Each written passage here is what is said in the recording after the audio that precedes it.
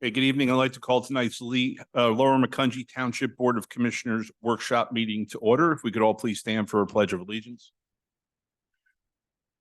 I pledge allegiance to the flag of the United States of America and to the republic for which it stands, one nation, under God, indivisible, with liberty and justice for all. Okay, we have a full agenda this evening, so we're going to jump right in. Mr. Beidel with item number 2 here, update by the Lehigh County Authority regarding the Kleins Island Sewer Region by Liesl Gross, CEO. Thank you. We have Liesl Gross, as you said, from the Lehigh County Authority. We thought it would be good to have the authority come and join us at a workshop meeting to talk about, all things sewer with the Kleins Island sewer system future planning. Thought it'd be a good opportunity for the board to hear about progress we've made to this point, hear about the system in general, and then have time for some questions. So Liesl's prepared a PowerPoint for us. I think it'll be very extremely worthwhile and informational. So yeah. Did I miss anything, Liesl?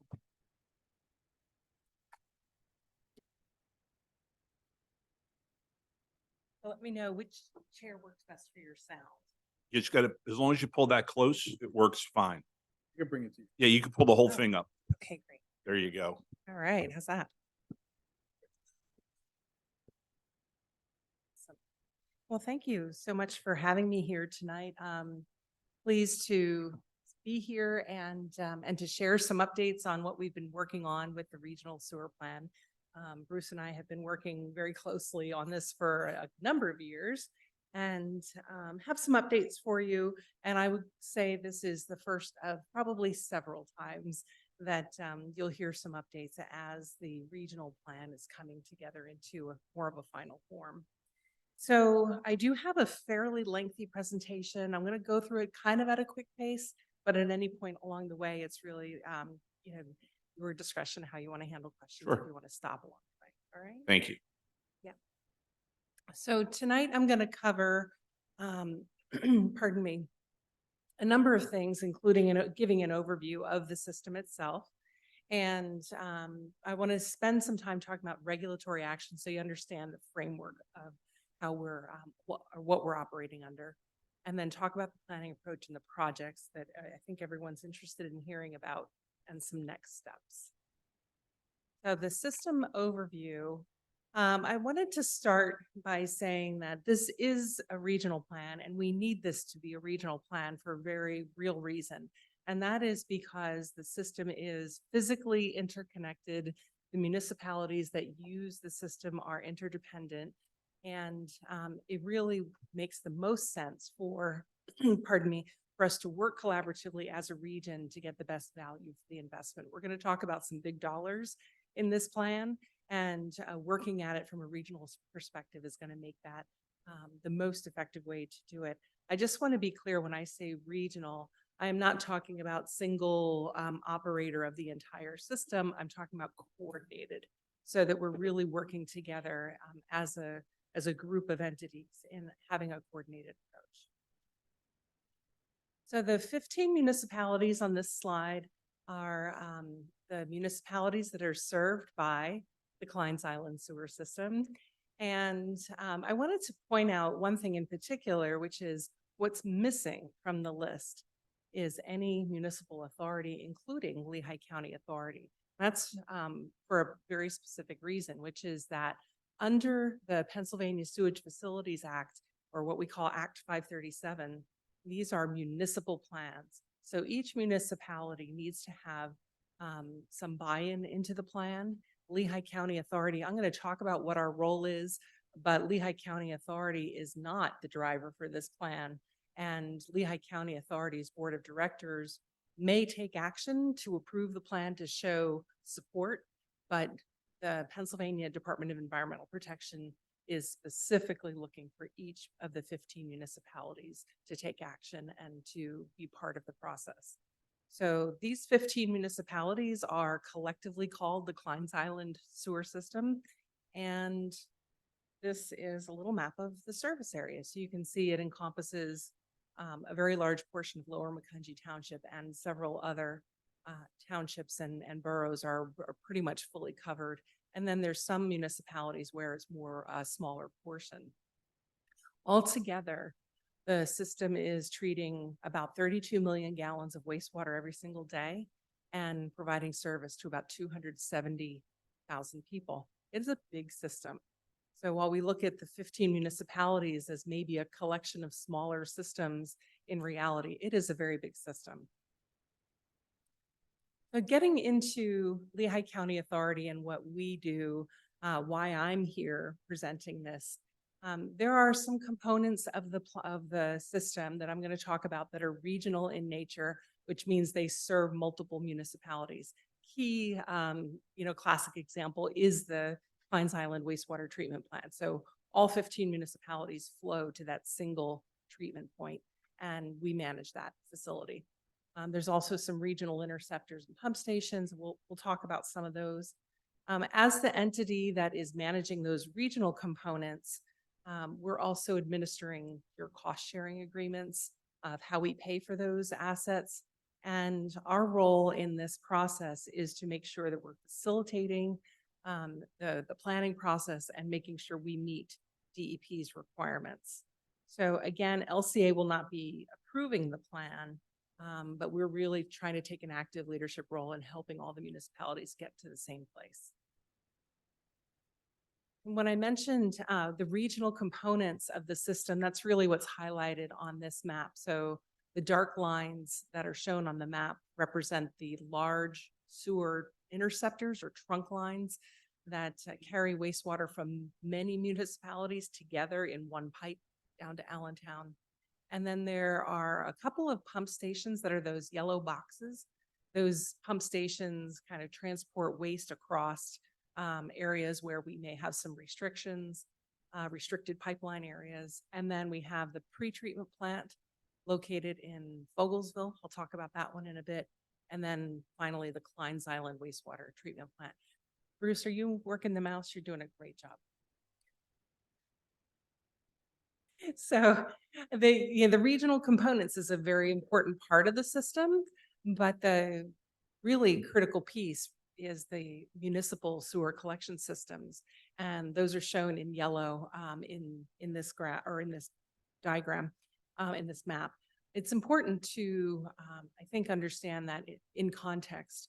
These yellow lines on this map make up almost 1,000 miles of sewer line that are buried underground. So it's a very large system, very large network that needs to be paid attention to as part of this plan. So the challenges that we're trying to address with this plan, the number of them, and I think you probably are aware of most of these. Aging infrastructure is something that we talk about in every town, township, county, city across the nation. Most of the municipalities in the Kleins Island sewer system have some aspects of aging infrastructure. In fact, some of the pipes underground are 50 to 100 years old or potentially older. And that creates some problems. So the most significant problem that we've been struggling with is these aging pipes have cracks in them. They're clay pipes, they crack, and that allows groundwater to get into the pipe. So when you think about, oh, LCA has a water main break, what do you think of? You think of water gushing up at the street or a potential sinkhole. It's the exact opposite with a sewer system. In a sewer system, when you have leakage, you don't see it. What happens is the pipe stays in the ground and rainwater and groundwater gets into the pipe. It's not coming out, it's going in. And that takes up capacity in the pipe.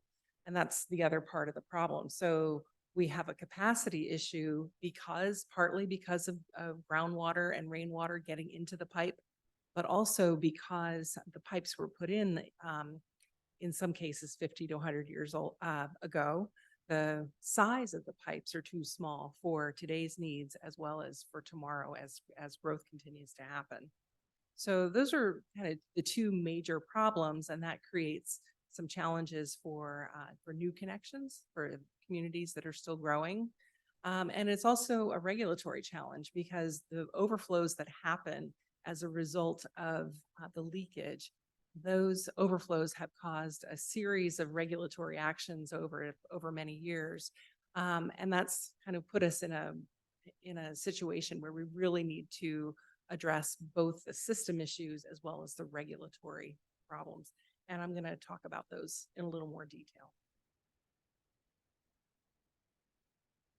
Inflow and infiltration. Bruce, I feel like you probably talked about that with this group. So I We will, have, always good for a quick review okay, for the public. very good. So inflow and infiltration is just a term to describe different kinds of leakage that happens in a sewer system. And I'll start with infiltration. That is really what happens when the pipes have cracks in them, joints in your pipes are not sealed or collapsed. We have rainwater or groundwater that enters the pipes through those cracks. And that just gets worse over time with aging infrastructure. Today, in the Kleins Island sewer system, every day about 10 million gallons of groundwater is entering the pipe on a dry day. So I mentioned earlier 32 million gallons per day of wastewater being treated. About 10 of that is groundwater coming into the system through infiltration. The other challenge is inflow, and inflow is a more direct, short-term influx of rainwater that gets into the system during specific kinds of storms.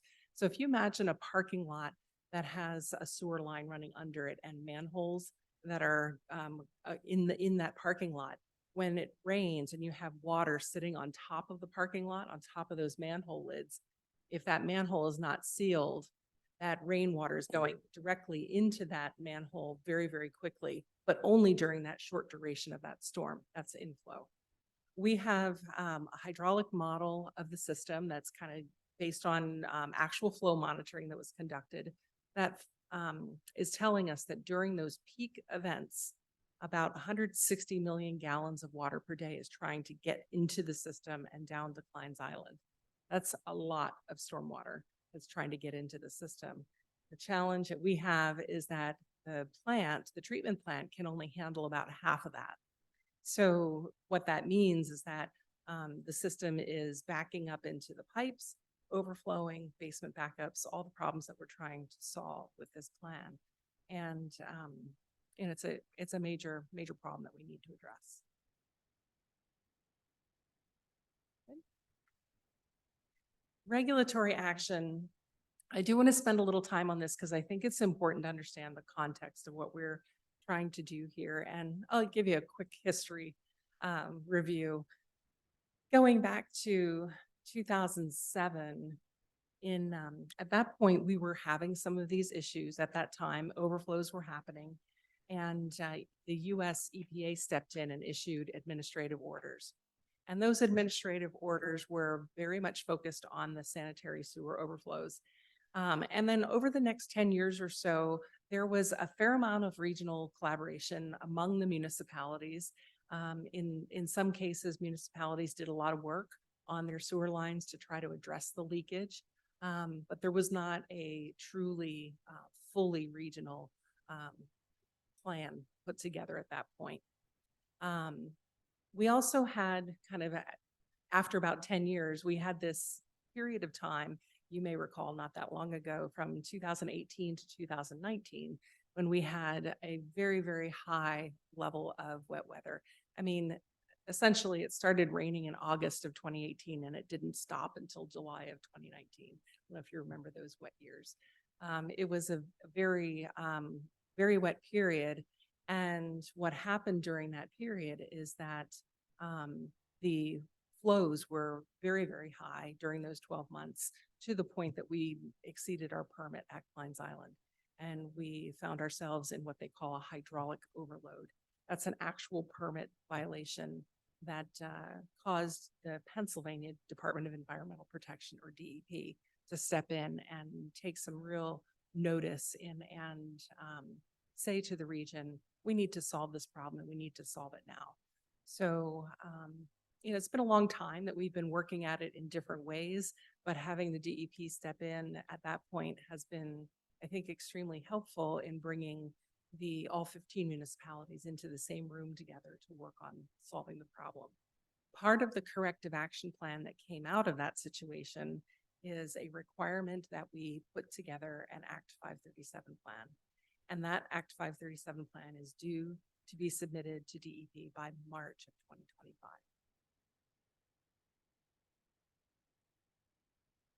Right, so a couple of points I want to make about what the Act 537 plan needs to include. First of all, I mentioned the timeline that the plan needs to be submitted to DEP by 2025. March of 2025 is our deadline. And that kind of puts us in an approval process in 2024.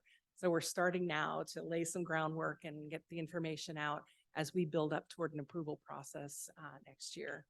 And then DEP is looking for a 10-year implementation plan. So they want to know what projects we're going to complete through the year 2035. All right. On the inflow and infiltration side, our plan needs to include details of how every municipality is going to address their sewer rehab plans. So those are driven by the municipality. And those plans then get incorporated into the overall 537 plan.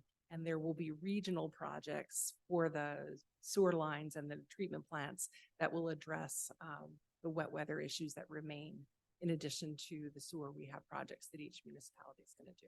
I'm going to talk about what those projects look like in a little bit. The other really important component is that each municipality needs to provide planning estimates of new connections for that planning period. So, and we've received that information from Lower Macungie Township already.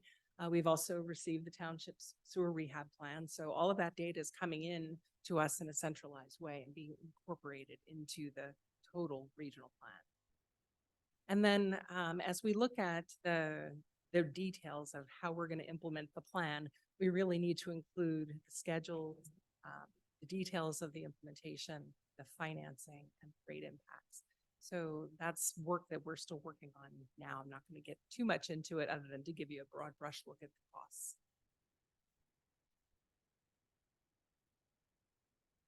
So I talked a little bit about the requirements of the 537, and I just wanted to touch on a couple of additional items that are what I call preferences that we've heard loud and clear from DEP. So a plan that DEP has indicated they would approve would be one that has some regional components to it. Doesn't mean we all need to be one organization or anything like that, but they want to see more regional approaches in terms of how we implement projects and how we work together. And I think we've achieved some of that already, and we'll be talking about that as the months progress and we finalize the plan.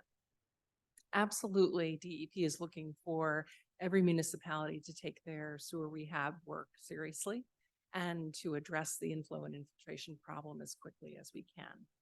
So that'll be an important component.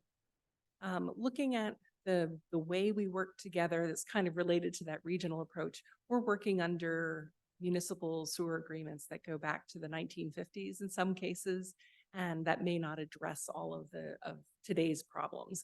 So DEP is really looking for us to be open-minded and look for new ways to work together. Most importantly, though, DEP understands Lehigh Valley is an important region in Pennsylvania. They want this plan to work. And so they want to see the proof that this plan is going to work to solve the problems and allow the region to thrive as it has been. I have been asked what happens if we don't do this, and some pretty serious consequences, I'd say. Number one, kind of on the left-hand side, we have, this is sort of the obvious. So if we don't take action, sewer overflows will continue, and those environmental concerns that are raised from the overflows will get worse. So, and then we also have the issue of aging infrastructure. Our pipes aren't going to get any younger or in better condition by themselves. So not taking action is not really a viable solution. On the other side, the regulatory component is really important to consider. If we're not able to do the Act 537 plan, or a particular municipality is not able to buy into the plan that we're working so hard on, there could be some consequences from a regulatory perspective, including up to a consent decree or fines. Those are potential consequences. Another one would be related to how new connections are managed and and tighter restrictions on that. So just want to make that clear, the context of what we're talking about. Yes. Hazel, before you go any Sure. further, I just want to stop you right there because I don't want to get too far down the path without asking just a couple questions on what we've covered so far. So Lower Macungie Township over the last 10 years has been aggressively proactive with I&I work to the tune of about $500,000 to $1 million every single year to address I&I to help alleviate some of these issues. Within the last 8 years, we had a similar presentation come our way, talking about administrative orders and the timelines we were under and all the things that were going to happen, whether it was building storage tanks around the county or building a second Klein's Island and how much money it was going to cost. And we've gone 8 to 10 years, and all of that seems to have gone away, and now there's a new plan that we're talking in excess of $100 million or more to fix. The question that we get asked all the time, or the question that we as commissioners ask all the time is, how is our investment that we've made over the last 10 years going to be offset by those communities that have made no investment and have continued to contribute to the issues within the system when we've done our part? Is there a way to figure that out, measure it out so that it's not just a clear-cut piece across the board? Because then in reality, we've spent $10 million on I&I that is benefiting other people. Sure. That's a great question. And I'll say that, first of all, I'm not going to answer your question with specifics. Sure. Because we don't have those details worked out, but we are working through the cost sharing mechanisms. And those kinds of questions have been raised by the township officials in every single township because everyone wants to get credit for the work that they've done. So absolutely understandable. I will say that conceptually, the direction that I think we are going in is that the contributions toward these large projects will be based on some formula that accounts for the flows that go into the system. So a pretty simple concept. If a township is working really hard on their I&I program, their flows will come down. They pay a lower proportion of that cost. And that will be across the board. A township that maybe does not do as much work on their system or, borough, what have you, their flows will proportionately be increasing where yours are decreasing because of the results of your work. So basing our cost sharing based on actual flows is really one way to address that problem. But it is not something that I have detailed for you. No, I understand that. My question, I guess, would be then, if everything flows through one system, how are we able to tell that what happens in Albertus or happens in Macungie Borough, but flows through the Lower Macungie system into the plant, is their inflow and infiltration, not ours? Yeah. So we haven't gotten that far yet. I'm just going to look at Bruce, but one of the things that we do need to talk about with all of the municipalities is how we do the metering.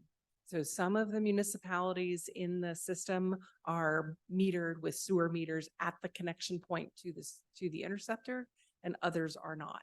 And so we need to look at the consistency of how we're measuring flows and how we're billing for flows to make sure we can do exactly what you're talking about. Thank you. I also want to mention, I'm going to get into some of the projects, the presentations that you have seen before about various options, the tanks, the interceptors, those sorts of things. Those past studies and planning efforts really have been incorporated into what I'm presenting today. So I'm not presenting a lot of options today. I'm presenting to you what the projects will be. So I don't know if that helps or not, but we have come a long way. Thank you. On the planning approach, I want to give you just a brief look at the timeline that we're working on. The 2019 to 2023 time period. I'm going to talk more about what we've accomplished during that time period with the planning, the flow modeling, the growth projections, all of that data coming in. A lot of really great engineering work. What we've focused on in 2023 has been really narrowing down those project concepts, getting cost estimates to a point where we can present them to the municipalities and start getting public input. Really important. What is going to happen next year is we're going to present the plan in a little more detail and also some financial analysis and get deeper public input so that we have the benefit of that public input before we finalize and write the plan. Once we write the plan and go out for approvals, it is what it is. It's a final plan. So we want the public input first and then write the plan and then go out for the approval process. Trying to make sure it's as inclusive as it can be. 2025, we get it to DEP and then we have the 10-year implementation period. So the last 4 years, what we've been working on, again, I'm going to look to Bruce to back me up that we have met monthly, usually twice a month, every month for the last 4 years with the municipal leaders and their engineers working on this plan. So it's been a truly collaborative process. We started the planning effort with some flow monitoring, metering, gathering data so we could build a fully comprehensive hydraulic model of the system. And then once we had the model, we started putting inputs in that came from the municipalities, such as understanding where the leakage is coming from in each municipality. The data was provided to the municipalities and your engineers, and then the municipalities fed back to us what your sewer rehab programs are going to look like. So that is data that goes into the model and helps us to size the rest of the projects appropriately. We also received great feedback and detailed information from every municipality on parcels where the growth might happen, what the growth looks like, how many EDUs or equivalent dwelling units are we going to add in each township or borough or the city. All that data has informed the process of developing the remaining projects, those regional projects, what they need to be to address the future needs and then what the costs are. So this is kind of my key message. Again, I started with something about this as well. This really is your plan. The municipal inputs are so critical to the planning process and it needs to be integrated. So I hope you'll take that as a key takeaway. So I want to start with the project review. I want to go through them kind of quickly in a conceptual way, but starting with the regional projects. So the treatment plants and the interceptors, what I'm talking about. First is the Kleins Island wastewater treatment plant. And I mentioned earlier how during a peak event, about 160 million gallons of water is trying to get to Kleins Island. We can only deal with about half of that. So in order for us to address that particular need, we have some pumping upgrades planned, some treatment upgrades that will help us to perform during those peak events. And then I just have to say the plant was built in 1928. So there is ongoing repair and replacement and upgrade of aging equipment there. So we have a cost estimate over the 10-year time period of $51 million for those projects. Pardon me. We also have the industrial pretreatment plant that's in Fogelsville. This plant we don't talk a lot about, but it is a really critical specialized facility, and it treats high strength waste from large industries located in that part of the service area.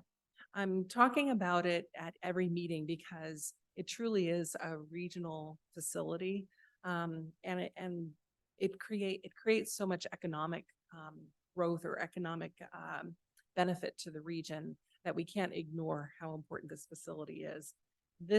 The facility actually treats wastewater from those industries down to almost drinking water standards. So it's creating a lot of synergy with the treatment that happens in Allentown. And we get a lot of benefit balancing of the treatment costs between this plant and the plant in Allentown. However, this plant is overloaded and it's aging. We have a very large dollar figure up here of $267 million. I just want to say that's under a very detailed, deep review at this time to try to understand what we could do differently at this plant. And also want to mention that the industries that are using this plant are engaged in that conversation too. So they're helping us with understanding what they could do differently, or also how they could help fund this program. That's been really positive. I'm going to talk about two interceptor projects. One is the Little Lehigh Interceptor, which is located in Allentown. And this interceptor is up to a 42-inch diameter pipe that runs through Allentown. And it's been overloaded for decades. Relief facilities were put in the 1980s, and that overload condition has continued since that time frame. Well, it's a really important facility for us to address because overload in this particular location creates some significant environmental risk. The picture on the left is a beautiful Little Lehigh Parkway, and this is essentially the location where sewer overflows would happen if the Little Lehigh Interceptor were to fail. So a really important investment there. The other one is the Western Lehigh Interceptor, which you're probably much more familiar with because it runs right through Lower Macungie Township. This facility, very similar type of issue. It's a relatively small diameter interceptor, currently overloaded on a dry day. And we have some relief facilities already in place, but the interceptor is still overloaded. So again, it sits right next to the Little Lehigh Creek. Also need to mention that the Little Lehigh Creek is a major source of drinking water for much of Lehigh County. So I'm very concerned about protecting that source. And we have a couple options. I said I wasn't going to show options, but I have two options on this one, especially for Lower Macungie Township I wanted to share with you. So on this map, it's the same map that I was showing before, but shows the light blue lines. The light blue line that runs, that where Bruce is kind of maneuvering through, that's where the existing Western Lehigh Interceptor is located. So one of the options would be to parallel that location and just put an additional interceptor in that location. The other option that we're looking at is more of a pumped option where we would pump from the upper part of the system, kind of get out of the floodplain a little bit and pump it across the county. There's different costs to consider there, different carbon footprint, environmental type issues to consider, but wanted to share that with you. And especially because it runs through Lower Macungie Township, if there's feedback that you have about that. All right. Moving on to the municipal programs. Each municipality, I've mentioned this a couple of times, each municipality has provided their expected work plan for their sewer systems and over the 10-year period. The result of that program, each municipality's program, is going to be reviewed, and we'll do a full kind of a full workup, so to speak, in 2031 to see how we're doing with our progress on removing leakage. And our progress will then determine if there's a need for future additional projects.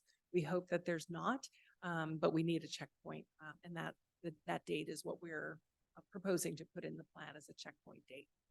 The $90 million that's listed here is a compilation of all 15 municipalities' plans put together.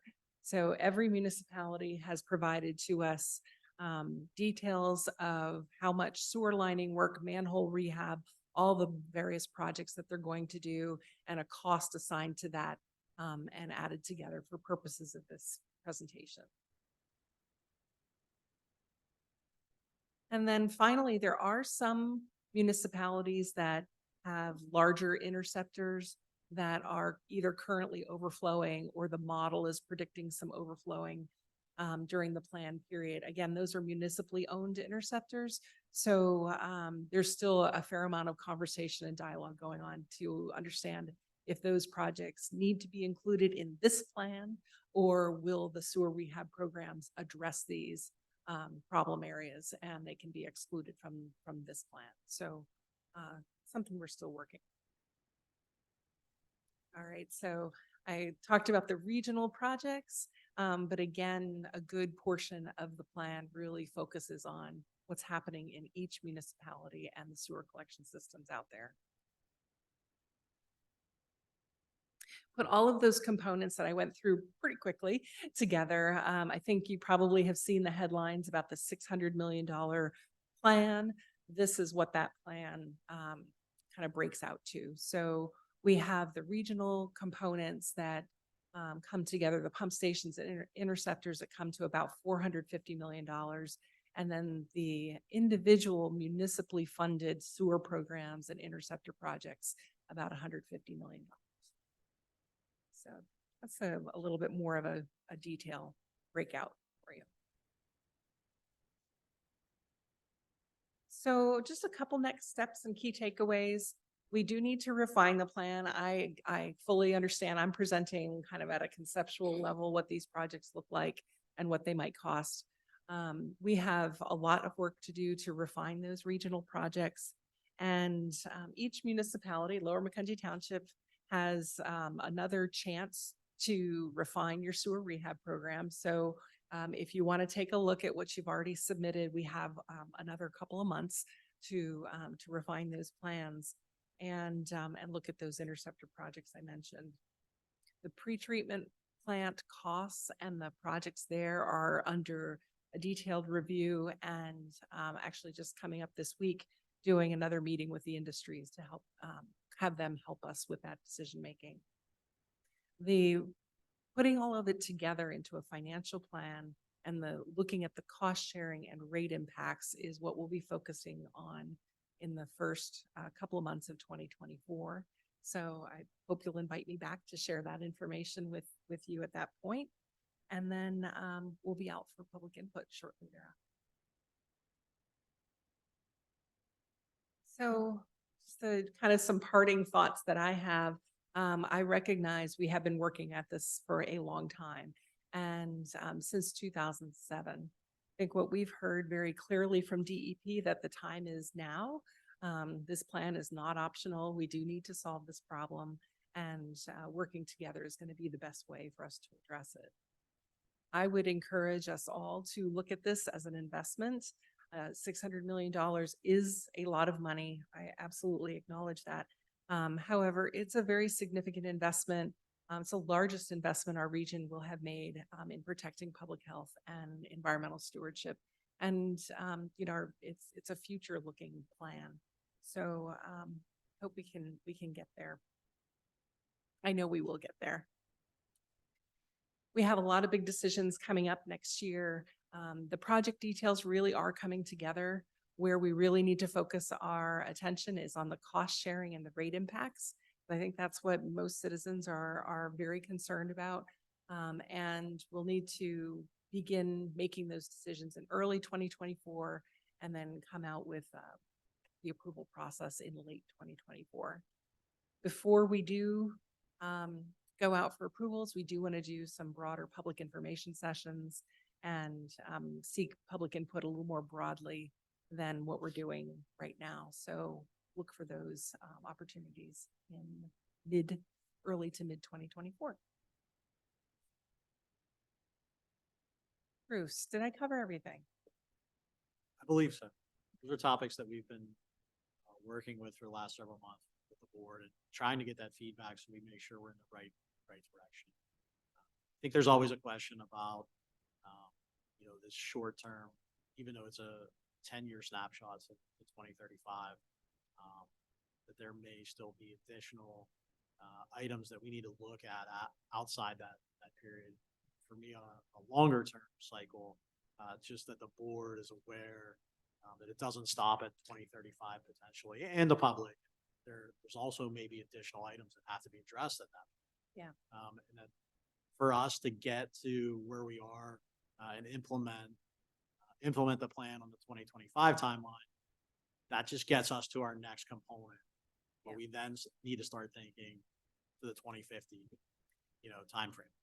Yeah, you're 100% right, Bruce. We've been focused because the plan framework from DEP is the 10-year time period. So that's what we're focused on right now. But absolutely, there are projects that we think are going to be needed after that time period, and it'll be a continuing evaluation. So, the evolution of those projects will come also from how effective we can be in implementing this first round.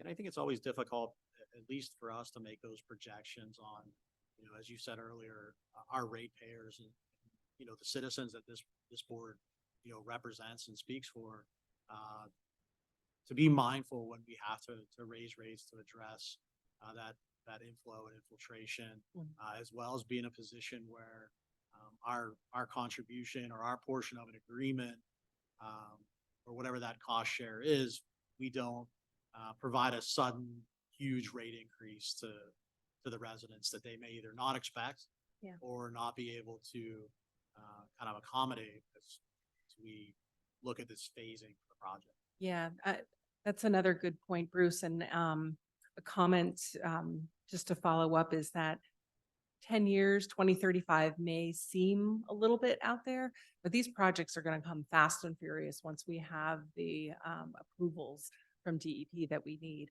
A lot of the long-term planning that we've experienced over the past 10 or 15 years has been driven by changing regulatory framework and, different motivation from regulatory directives. But now we have very clear guidance of what we need to do, what the plan needs to include.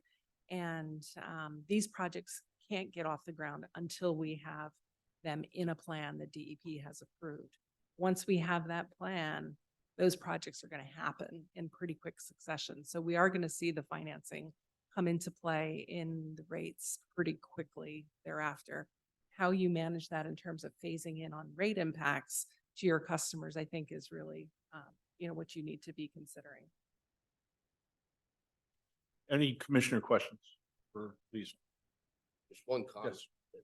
Like Commissioner Higgins said, we invest pretty heavy in our INI. And I know this plan is like a quarter out till it's due.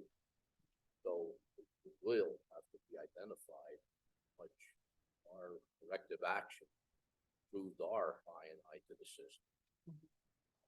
Because past year was 800,000. This year we're putting about 1.2 million in. We go through with it. Another story, but when was the most recent? It hasn't been for a while. There was one last year. I don't have that at the tip of my. At least a year ago. I don't know. That's why I'm asking. Yeah. So I mean, we haven't had an overflow at the plant in probably 12 months, but we've had a lot of events where we've gotten like right up to that edge, and we have had overflows in the system on a somewhat routine basis. Part of the issue is on a dry day, I won't say like today because it did just rain yesterday, but on a real kind of a regular dry day, pop a manhole lid and those pipes are full. So there's just no room in the pipe for excess flow to go. I did want to comment on something that you mentioned, Commissioner, about the proof of your projects that Yes. you've done. I believe it was last year we were here presenting what we call the INI analysis, or rainfall derived INI analysis. That was data that came directly from metering and monitoring that was put in place specifically to show each community where the leakage is, what sewer basins are leaking, is it inflow, is it infiltration? And every community has hotspots, every community. So while you have done great deal of investment and certainly appreciate that. At the same time, there are still areas within the township that have pretty significant levels of inflow and infiltration that need to be addressed. And, the township has that information and has worked that into the plan. And maybe I misunderstood, but we put the 1.125 million in next. That will address everything that's identified to date. It only takes in the component of actually lining the clay pipe in the system. So the next component that we need to be mindful of is, there's 44,000 linear feet of clay pipe that remains in the system. We accomplished the lining of about 11,000 this year for approximately $425,000.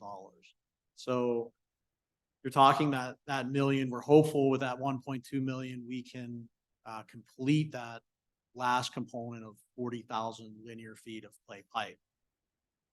The issue is that is a cost-effective rehabilitation of lines that are in the ground that will give us hopefully 50 years of lifespan. The areas where we continue to see this I&I is, more specific at the lateral connection to both the property owner transition point, the township facility, which is also clay pipe and not lateral from normally, the street, the center of the street, to right behind the right-of-way line. That is areas that we are going to have to address. They are extremely costly compared to what we've been able to do as a lining component.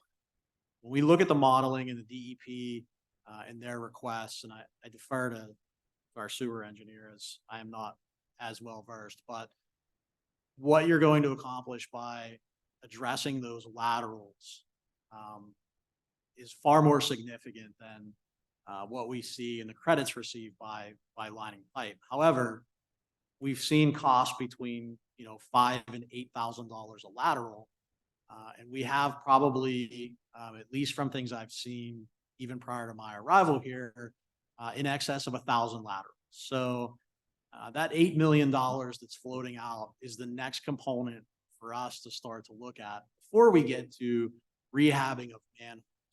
So, as we've tried to present, at least to the public and have the board be aware, just the lining component, as we saw, achieved results. However, we have lining plus laterals now, plus additional manholes. So to make our system where it needs to be, that investment needs to continue to be aggressive. We need to have that time frame so that, at least in my eyes, we're not paying for increased rates for the Klein's Island system that we're going to see to accomplish that project, but also our own projects, where if we can phase appropriately, that our timing is we're finishing our work when this countywide work or regional approach engages, we're not going to be hit with double things in our rates that we need to accomplish. So that's why we've tried to be very aggressive on that, but there's still a lot of work to be done. We did try this year. We're working with the authority and Upper Macungie together to do some lateral grouting.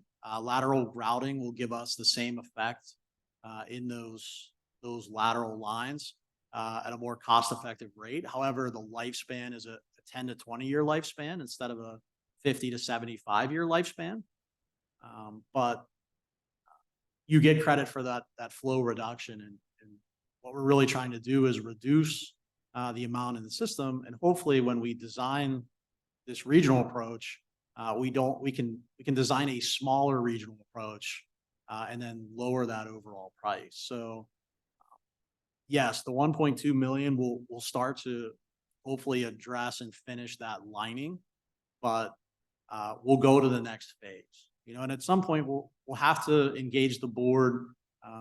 Years ago, there was some studies about sump pumps connected to the system, areas that we are seeing with our lateral inspection program, where we're ensuring that those type of facilities are disconnected, but it might come to a point where we'll have to have aggressive enforcement on those connections where they are affecting us, and the easiest thing and most cost effective is to have those disconnected from the system. So it's another area where we'll probably have to look to continue to address that. And maybe that was a long explanation to the question, and I apologize for that, but I think it's important to note we have done a lot. We've spent millions of dollars. Ratepayers and citizens should know what they've been able to provide for, invest in our system and our long-term viability. But I think it's important to note that it's not finished yet. We still need to go forward with where we are, and that's the difficult component. It's a difficult component, at least on my end, to recommend rate hikes and things of that nature that negatively impact residents. But also at the same time, getting us to a position where we have addressed what we need to. So hopefully it's less of an impact to them at some point. We did have a sump pump program in the past, and I think we identified quite a few that we cut off. We identified them. However, we'll have to address our ordinance to provide an enforcement action for those property owners that chose or continue to choose not to disconnect. The program I did identify numerous sump pumps. However, there was no ramification for those individuals that chose to not disconnect from the system. And then one more thing, just going off what Commissioner Higgins said. The reason we all have questions, we did see this coming before, and then we've seen it pretty much disappear.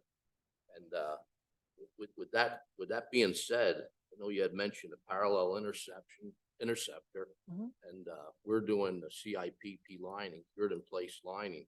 Are the tanks still being talked about in the planning? Because that was a hot topic, 10 years ago?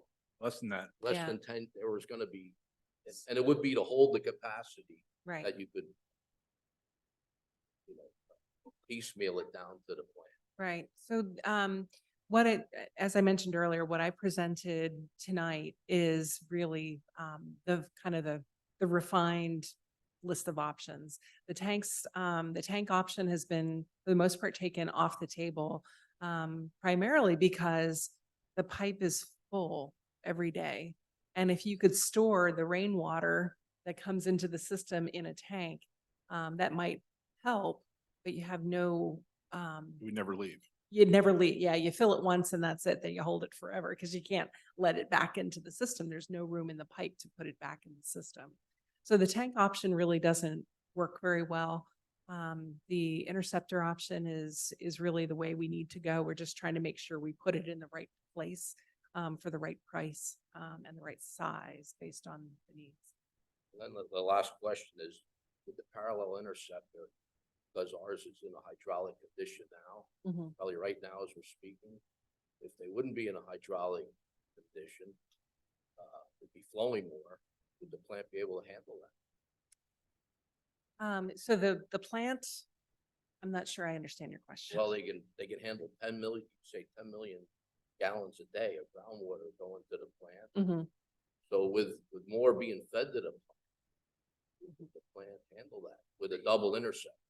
Yeah, so that's the beauty of the hydraulic model that was built. It includes the plant and what the plant can do. So the projects that are being envisioned at Klein's Island will be designed to handle the increased flows that would come from those interceptor projects as well.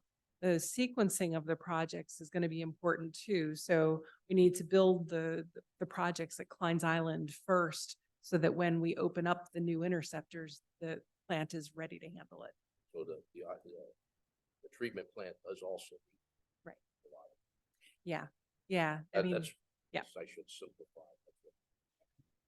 Okay, thank you. Okay. Thank you. Any other commissioner questions or comments? When we get to 2024 and we're talking about the public presentations, comment session, you'll notify, obviously we'll be notified so that we can publicize that to, Yeah. our residents and so that they can come out and find out more and ask questions and all of that. Yeah, as we move forward. absolutely. Kind of what we have envisioned is, right now, we're doing this sort of more general conceptual Mhm. plan presentation, early 2024. Once we're kind of a little more solid on the cost sharing concepts, we'll come back and do another round of these if you'll have me. And then after that, we'll do a series of public input hearings or not hearings, but meetings. And we'll do maybe 3 or 4 of them located geographically where people from all parts of the county can get to. And absolutely invite you to share that with the residents. And I'm sure we can, offer to host one of those, whether it's at the community center, so that you have at least a spot here in the western part of the, Thank you. of the area with some Yeah. space, and we can get as many people there as possible. That's great. Thank you. Very good. Um, quickly, Mike, this is really not a public comment. Yeah. Go ahead. I just have one solution that may save this municipality thousands. Yeah, he's got, I've got a microphone here. pull a little closer. I have a solution that may help the township in the long run, save hundreds of thousands and maybe even millions of dollars by doing something very simple for I&I work. Currently, the board you're doing the lateral connections in my house today. They were flagged out over the Thanksgiving weekend. You're ready to make the connection in H. Oaks West. You're doing the CIP connections for the laterals right now. I've witnessed the first go around. I'm witnessing the second go around now every day. But my concern is I'm looking at the overall problem. And one of the major overall problems is the collector line meets the interceptor lines. And the interceptor lines and where the two meet are constantly underwater where they meet, because that's where they put the interceptor lines, right into the creek bed itself or within a few feet. One of the things that I've been talking to the Environmental Advisory Council about, as well as several of the staff, is the importance of trying to keep that floodplain from being inundated completely. If you notice, the manhole covers sit way up high. As the ground pressure, the geology in there puts more pressure of water on those interceptor lines, you get more leakage into the lines, whether it's at our collector lines or it's the interceptor lines, and you have sewer backups. I've witnessed all the sewer backups in the last 2 years, especially after the 2020 storm where we had 2 houses down from me, the sewer was blowing out. But anyway, my point is, as a result of all that heavy rain we had in 2018 and 19, many of the trees have fallen. They were underwater for so long, and then they got the ash borer disease, and they've all fallen in the creek. And each time those trees fall in the creek, that puts more water on top of that interceptor and collector lines. It would be far cheaper to go in there and clean out that channel of all that debris to make sure that water gets off that interceptor lines where those pinch points are, and keep that infiltration from coming into those points, because that's a parallel interceptor that they're wanting to replace that is leaking so bad. And our collector lines are beating those points and they're leaking. In the past, since you guys CIP the line in the Ancient Oaks West, we've had 2 blockages because your CIP is so efficient that all the stuff comes down to the interceptor, and we've had blockages and the sewers backed up into the houses. So I'm stressing that the cheapest way here is trying to keep as much water off that interceptor line as possible, going all the way from Trexlertown to the pumping station. And by doing that, it's keeping that channel clear of any debris in there so that water flows through there constantly instead of sits there for 6-7 weeks. And that's just very detrimental to the interceptor line and taking infiltration. I'm not saying it's an environmental nightmare, but it's geologically, it's putting a hell of a lot of water on top of that interceptor, and that's why that interceptor is full of water right now, when it doesn't necessarily have to be that way if we can clear out the debris and the trees that have fallen in there. So that's what I have. Thank you. Thanks, Mike. Diesel, thank you very much. Have a great night. You too. Lisa, if I may, you can just stay for the next topic real quick, not a Klein's Island issue. But we should be Okay, good. item number 3, the intermunicipal sewer agreement with Upper McConchy Township and LCA for Trexler Town Relief Program or project, Mr. Vital. Thank you. We've talked about this at length at numerous meetings. Just wanted to advise the board. We are in a position now at this point where we feel comfortable moving forward with the agreement that is for the Trexler Town Relief Project, the bottleneck solution. That agreement would be between Upper McConchy, Lower McConchy, and the Lehigh County Authority. It would run until 2040. So till that solution is implemented to the permanent solution that we kind of just saw here is implemented and constructed, this bypass line would hopefully provide assistance to the system. So we are in excess or have asked for 184,000 gallons per day in addition to what flows from Sewer District 1A, which is kind of the Shepherd Hills area, the area by the middle school, and then up on Hamilton Boulevard near the Home Depot site to that location. I would note it does include contribution to Upper McConchy Township in the amount of $160,000 to allow and assist them in straightening some of the dog leg up near the middle school as that is their line. So we feel comfortable. Lisa, I don't know if you have the time frame. I know you've taken that at least a draft to your board for consideration and for us to move forward. I'd like to advise the board here to consider it at least at the December 7th meeting so that we're on the right time frame. Yes, thank you, Bruce.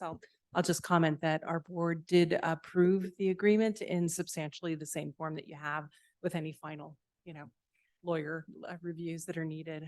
So our board has approved it. And we're grateful for your support so we can get the project going. Can we talk a little bit about time frame for why we need the board to consider that agreement fairly, at least in this upcoming month? We're on a deadline, Yes. correct? Our December 11th Lehigh County Authority Board meeting, we are hoping to approve construction bids for the construction of the line. So we don't want to approve the bid for construction until we're sure that the townships are satisfied with the agreement. Thank you. Thank you. Thank you. Any questions for Commissioner or for Commissioner? Just elevated you. That's an old Bruce thing. For Township Manager Vital. Okay. Item 4, volunteer interviews. John Parrish, Zoning Hearing Board. Mr. Parrish, come on up, please. Mr. Jones will conduct the interview process, and then once he's done, if there's any commissioner questions, we will get to those. Yeah. What's up?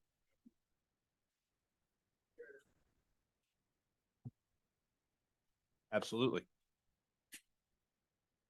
Good evening. Hi. Thanks for your interest in serving the township.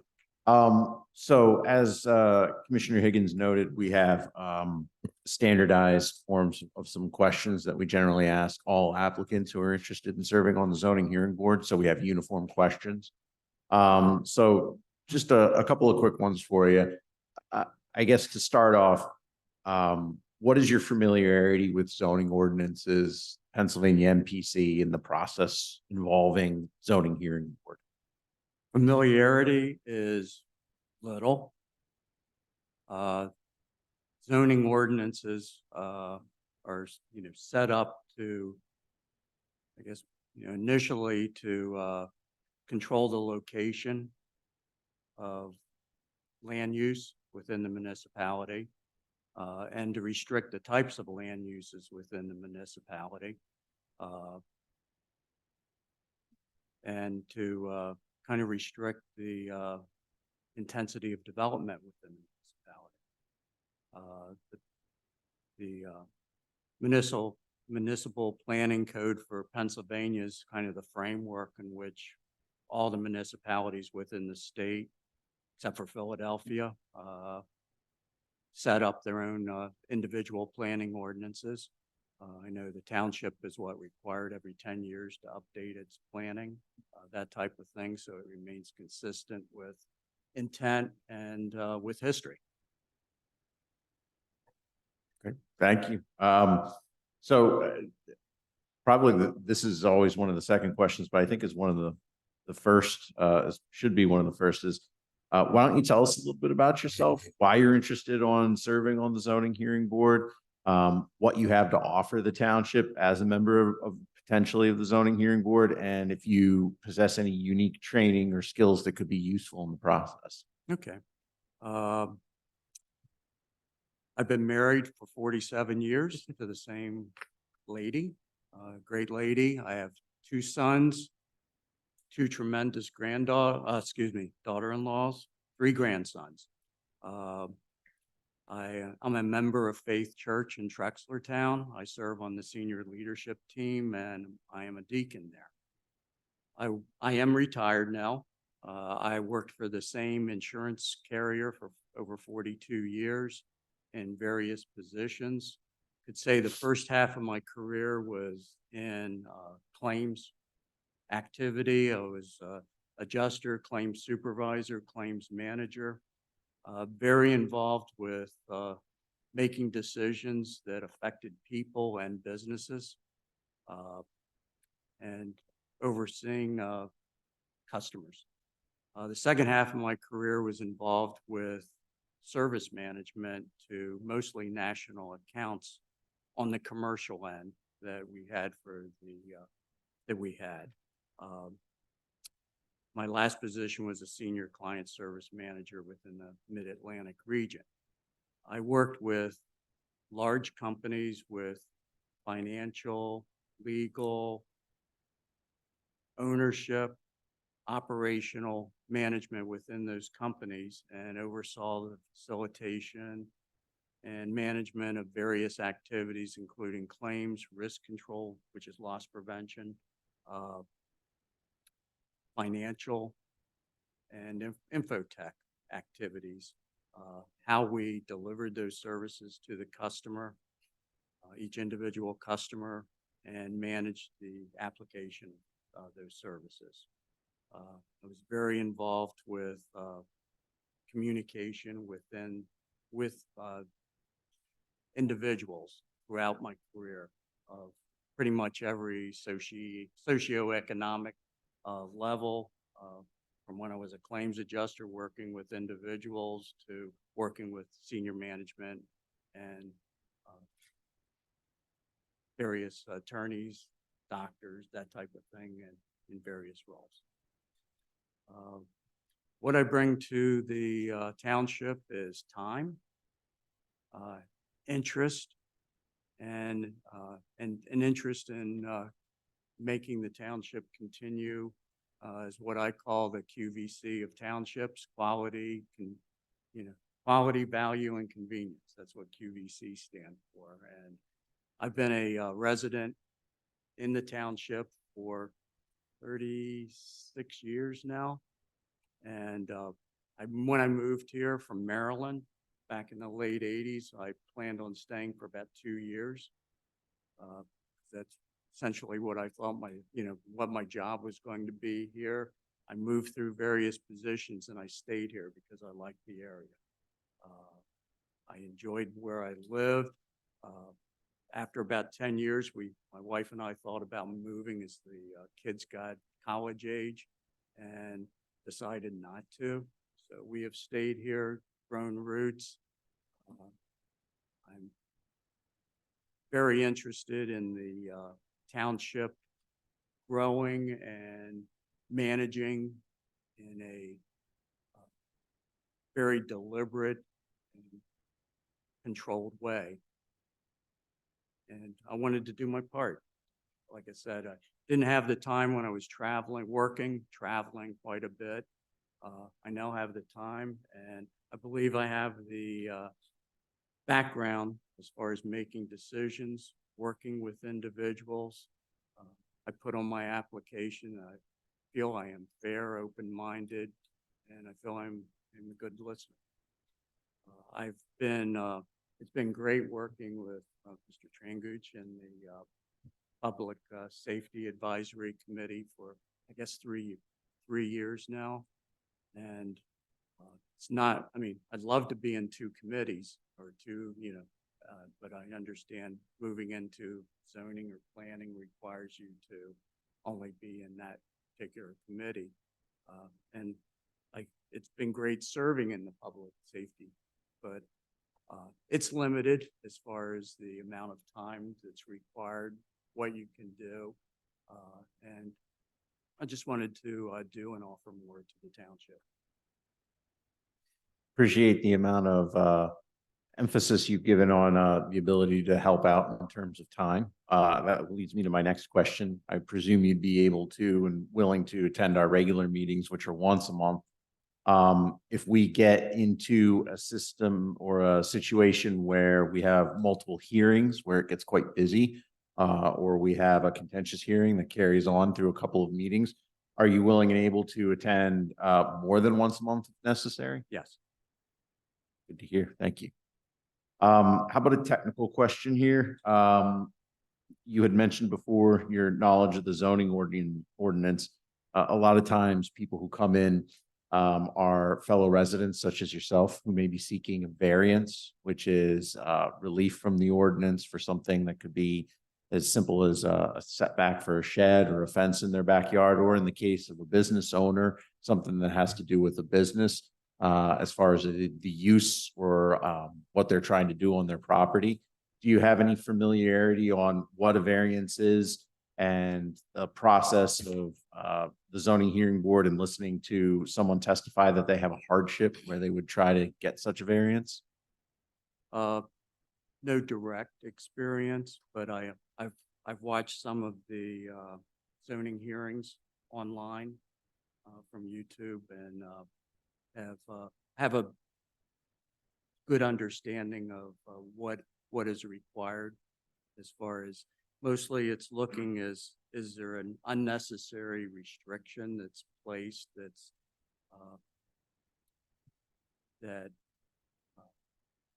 from the intent of the actual ordinance itself, and various requirements is there a peculiarity to the land itself that brings upon the need for the variance? That the variance wasn't created by the applicant as far as dividing parcels of land and all of a sudden having an issue with one of the parcels. And that the variance doesn't, it's in general compliance and intent of the original ordinance itself, doesn't provide for any safety or health concerns for the township or neighboring areas, and that granting a variance would provide the relief that the applicant is seeking. Thank you.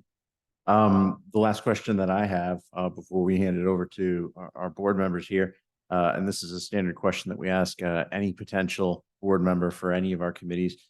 Do you have any potential conflicts of interest where you might need to recuse yourself in any of the hearings or meetings, such as relationships with local businesses, citizens groups, developers, etc., that you would like to share with us now?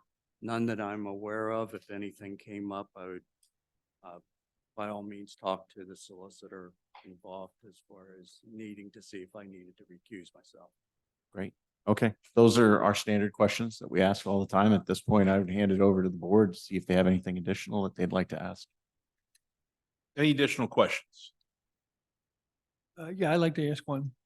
Mr. Parrish, good evening. Will you be willing to listen to all the facts and decide the case in accordance with the township zoning code? Yes. Thank you. I have no further questions. Okay, any further questions for Mr. Parrish? Okay, Mr. Parrish, thank you very much. We'll be in touch. Okay. Thank you for your time and have a Thank nice you. evening. Have a great night. Thank you. You got it. Anytime. Enjoy. Thank you. Okay, moving on. Item 5, review of Bet Simca plan revisions and administrative matters. Hi, board members, again. We have been at the staff level, working administratively with the congregation at Bite Simca for a while now. The project was recorded some time ago. They wanted to proceed forward with construction following recordation. What we have found is that, like a lot of organizations that are smaller in nature and are working with community members to grow their congregation and get a foothold here in the township to take part in activities and find a home, they have had a couple of stops and starts with their project. The township engineer, township staff has been working very closely with them to ensure that their site remains in compliance. Unfortunately, for a period of time, it got to a point where there was no site activity going on and the NPDES permit for the site expired. The reason why I'm here with you this evening is to let you know, the township engineer, myself, we've all been working with the applicants to basically help shepherd them through a process that'll, many of them are not super familiar with, on how to reach their long-term goal, which is essentially to build their facility, which includes a synagogue, a ministry house for residences, parking, etc. What they're looking at right now is they had to do a corrective action plan with the conservation district. It required them to make some modifications to their plan.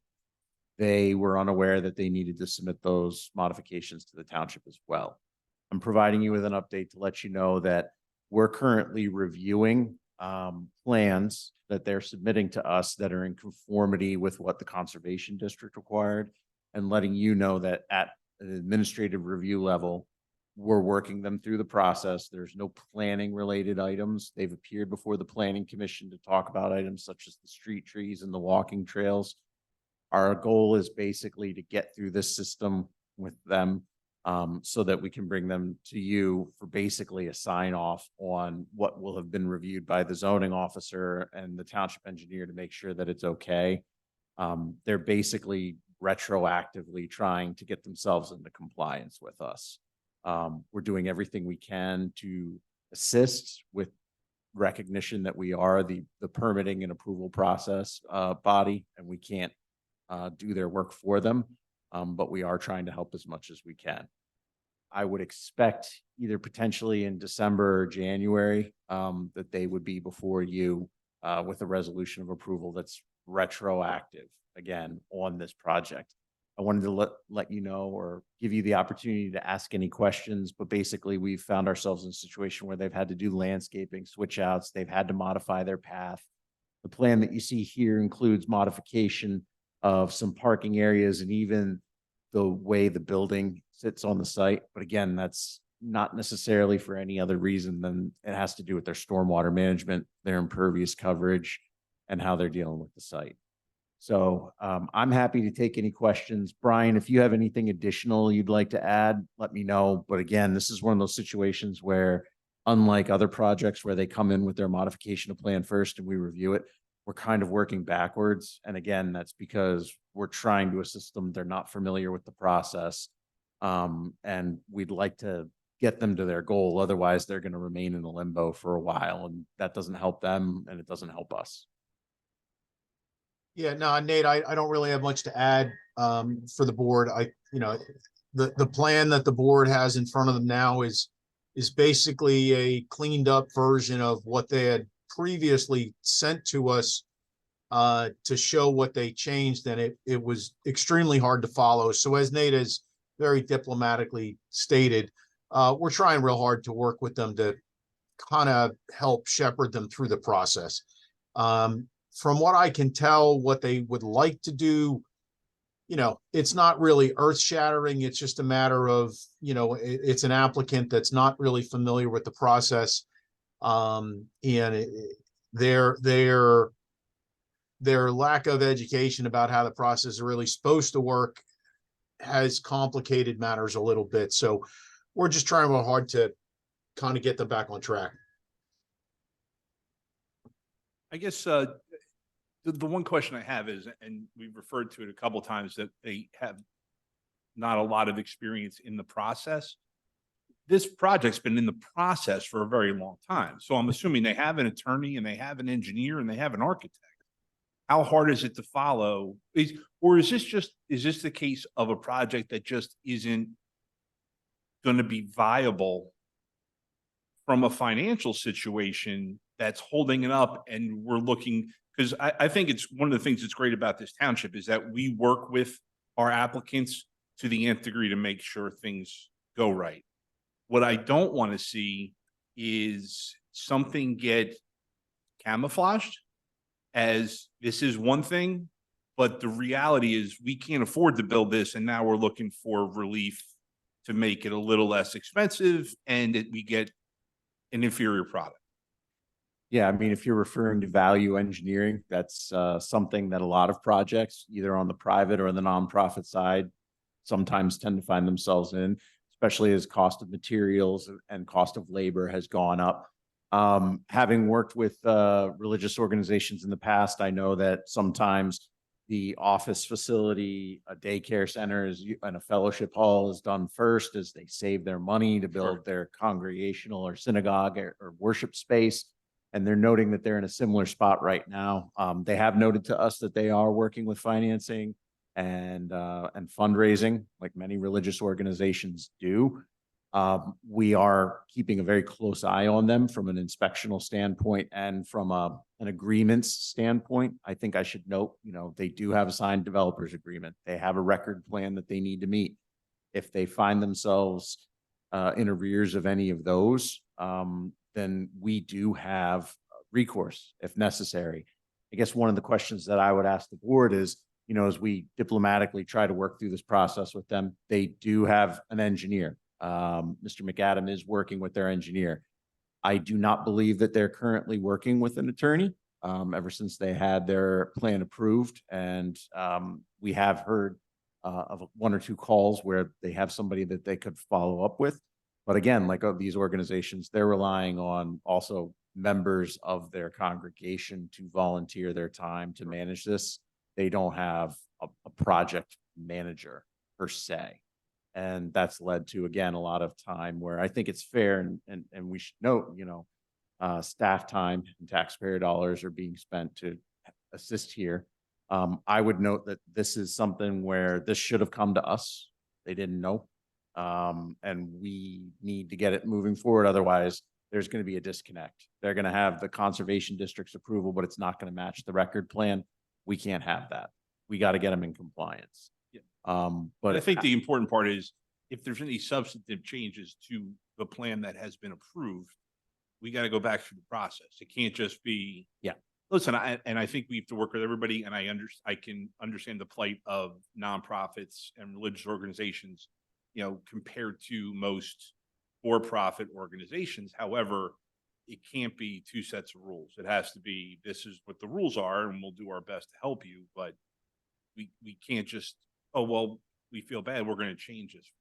We've noted that in numerous conversations that we need to treat everybody the same.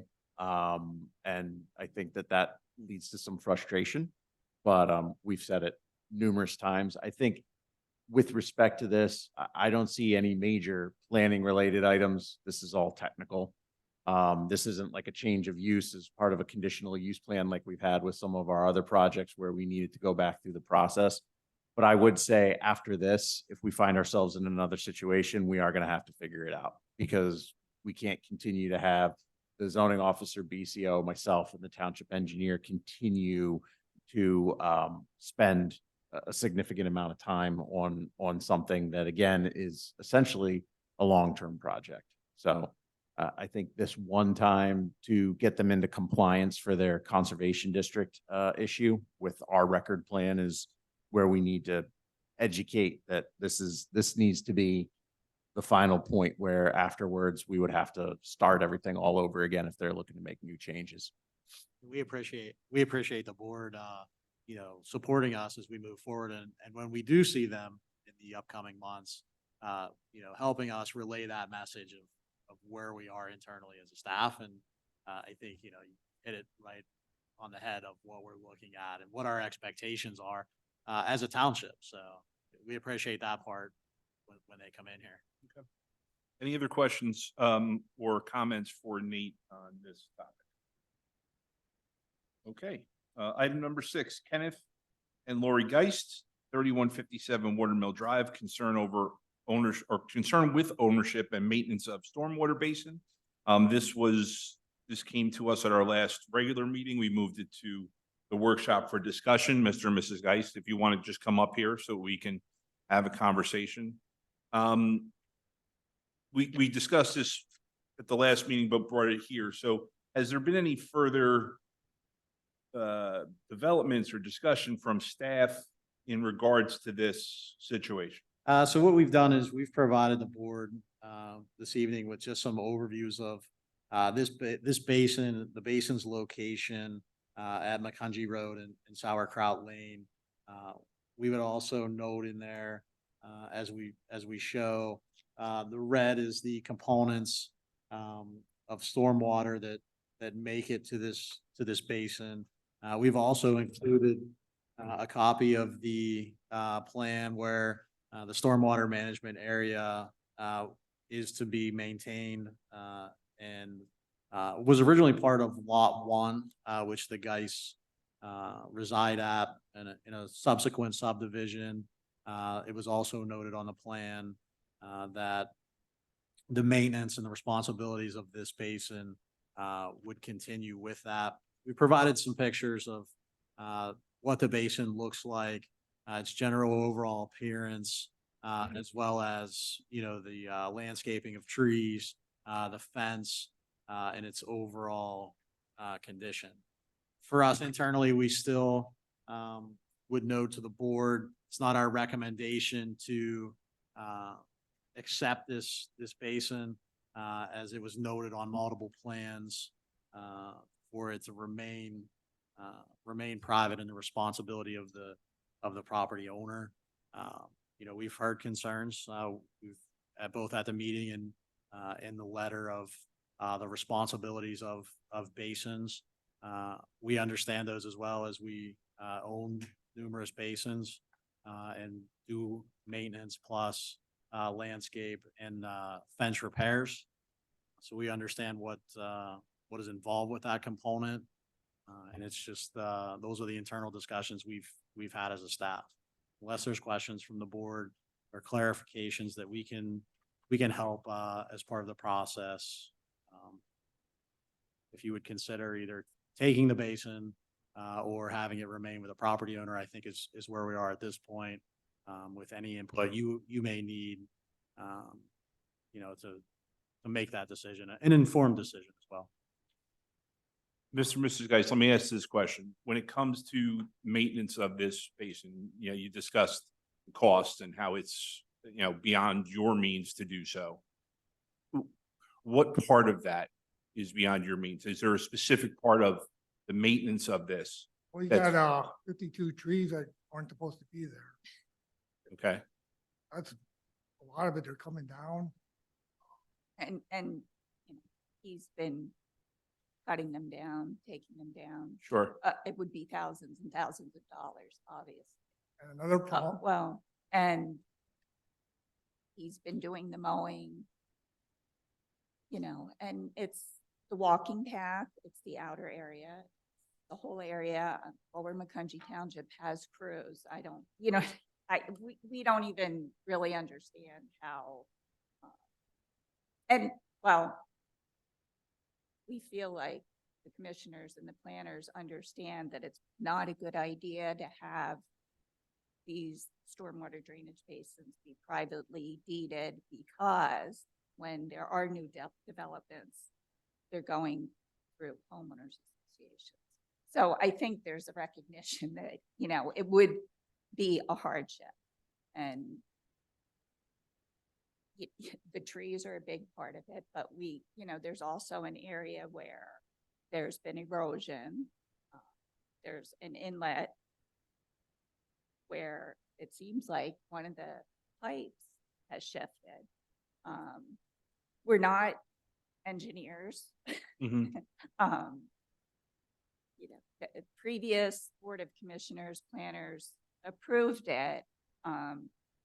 It's 23 years old, somewhere around there. I mean, obviously, things have changed. There's, I you think it's know, actually older than that. believe it or not. as we've heard with, the increase in stormwater runoff. And as I tried to Yeah. point out at the last meeting, there's 3 inlets going into the basin that are connected to municipally owned Sure. pipes from Watermill Drive, McCungy Road, and Sauerkraut Lake. So 3 inlets going in and 1 going out. It's not an island in of itself. Right. It's connected to municipal Sure. pipes, and the water is flowing from all over the area through that. So, but we're not getting any younger, and obviously, there's all this talk about all kinds of infrastructure. Mhm. If the infrastructure needs to be addressed, we're not engineers, so we need to get engineers out there. I mean, the agreements that we have seem to say that we need the Lower McCungy Township permission to do anything. But we've reached out in years past, and all we've gotten was information. This is what you do. This is how you take care of it. Sure. We got a letter many years ago. This tree's across the walking path. If you don't take it down, we'll have someone come and remove it and bill you for it. It had been taken down 2 days previously by my husband when he was off over the weekend. Right. This is the kind of, and there's been all kinds of situations like that. It just seems very adversarial, and it's frustrating. No, and listen, I agree with you. It's the strangest thing I've ever seen. I'll be the first to tell you that. From strictly a responsibility standpoint, the way these plans are drawn, in 1994, the responsibility for this basin goes with lot 1 and has from the first time it was done. Why it was done that way, I don't know. It's not even connected to lot 1. Well, and that's another big issue.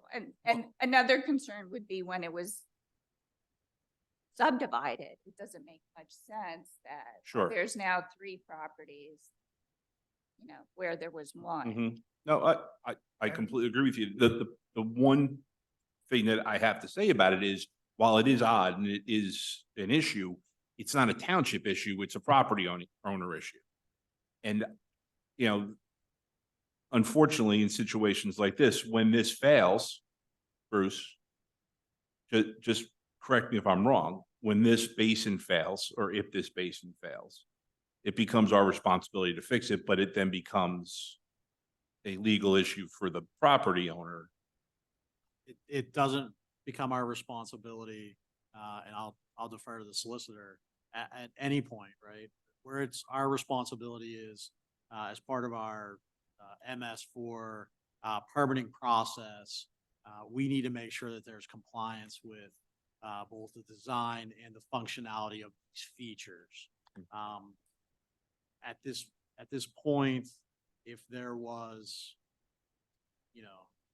some type of catastrophic failure there, I don't know what the course of action would be, what our authority is. If we would have to address that, we would, lien the property owner for the full cost of repairs.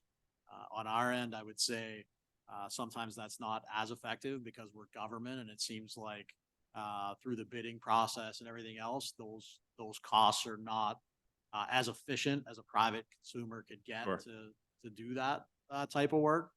But I would think the course of action we would need to move forward with. We do have numerous basins that I can think of offhand that are in this situation. One near Sauerkraut Lane, the other side of Sauerkraut, one in the States at Mill Race. There's an underground detention there that's a property owner responsibility.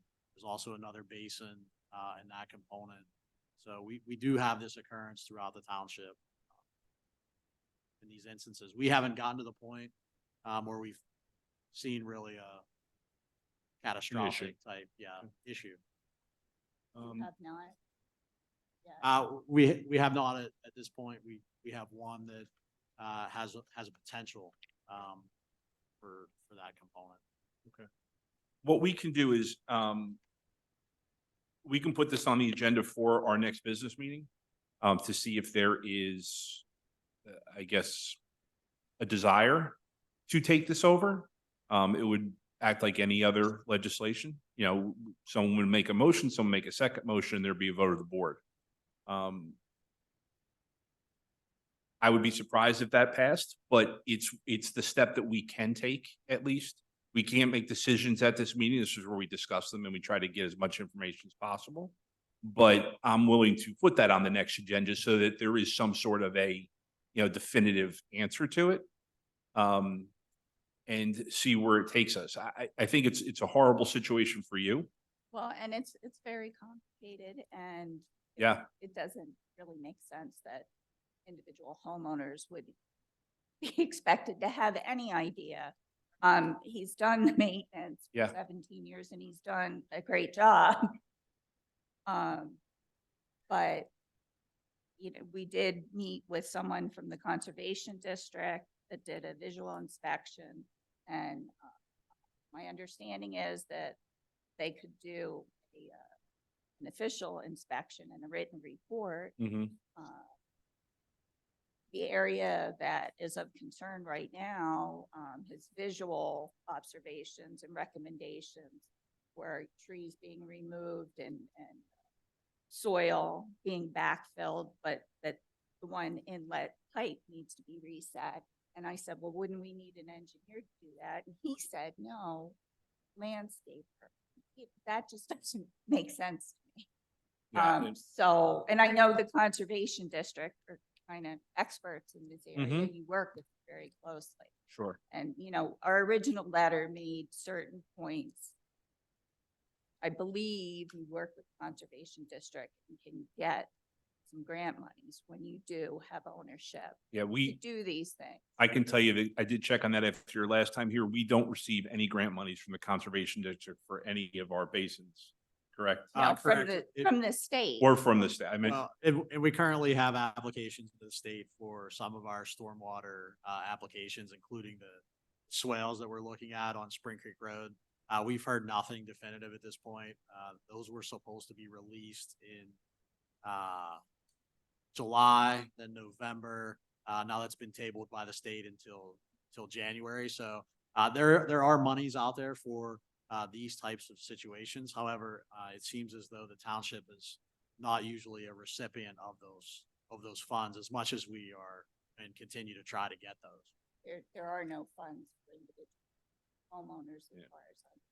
so we will do that. We're going to put this on our next agenda, which will be the 7th of December, right? Is that our next meeting? December 7th?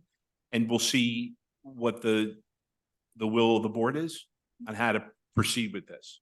May I ask a question? Absolutely. There's a stormwater drainage basin at 1900, near the Walmart shopping Mhm. center in Town. I saw that Lower Macungie Township purchased that from Lehigh County in July. And I believe that that's just been renovated and is finished. So I was just curious. If you're referring to the basin, if you're referring to the basin directly next to the Walmart, that actually is, the landowner of Walmart. The township is not the landowner there. We actually, proceeded with some, potential enforcement action against them to become compliant, and bring their basin, as we found numerous, deficiencies there.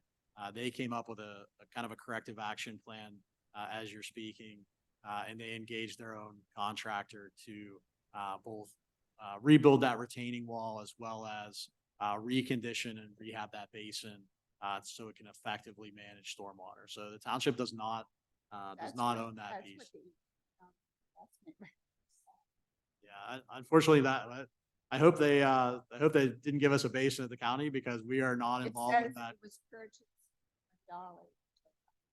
by Lower Punji Township. Didn't from come to Lehigh this County. We didn't, we didn't I- approve the I- purchase. I have the parts number.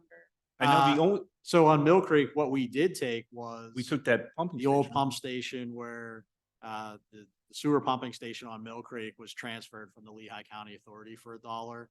That is, if you're familiar, where you go over the speed calming humps towards Spring Creek Road. There's a little parcel that's now vacant by the stream that the township. Oh, and that's Mill Creek? acquired. Yeah, that's also that's Mill what- Creek Road. That was given to us by the county. Right Because, by the foot.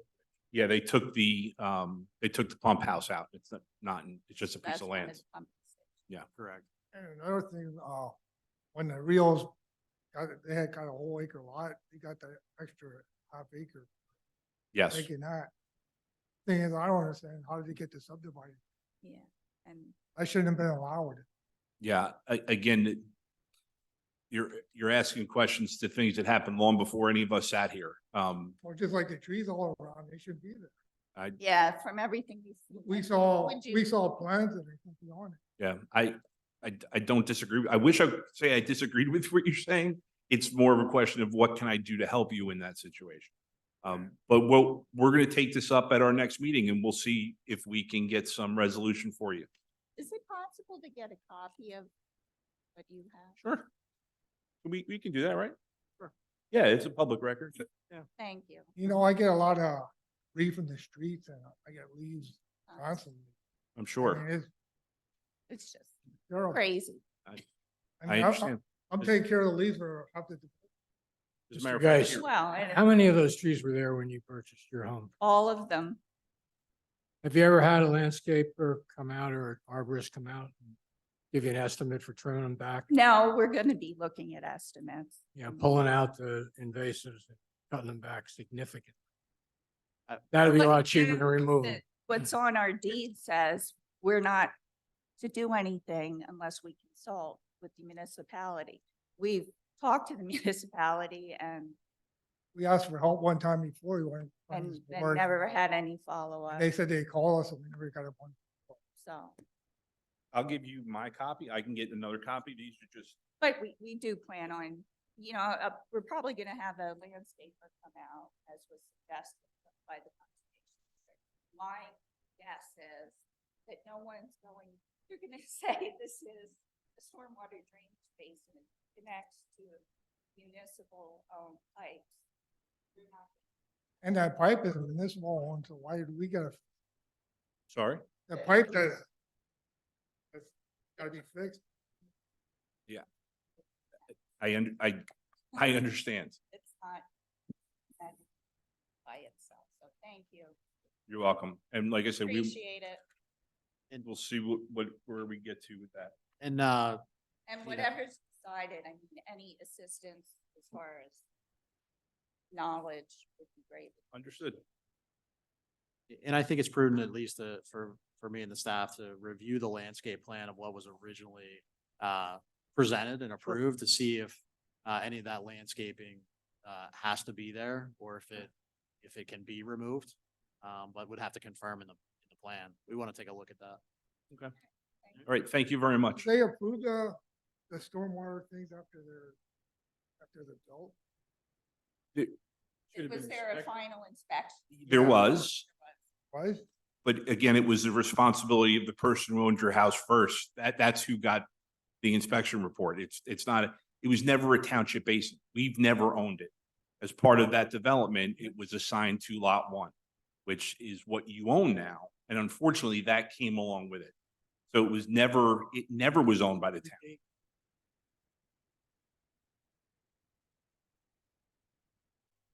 Thank you. Have a good evening. Okay, item number 8, review draft ordinance amending chapter 15 motor vehicles and traffic. Sorry, we have 7 yet. 8. Oh, We I have took off 7. 7 by mistake. I'm sorry. A review letter of map revision for the FEMA floodway map related to the Brookside Meadows 3500 Brookside Road project. All right, Commissioners, Engineer McAdam and myself will tag team on this item, walk you through it. This is with respect to the 3,500 Brookside Road Apartments right down the street here. As part of their land development application to the township, as the board may or may not be aware, they have been in front of the township since we got, well before we got flooded out of the building when Tropical Storm Isaias came through.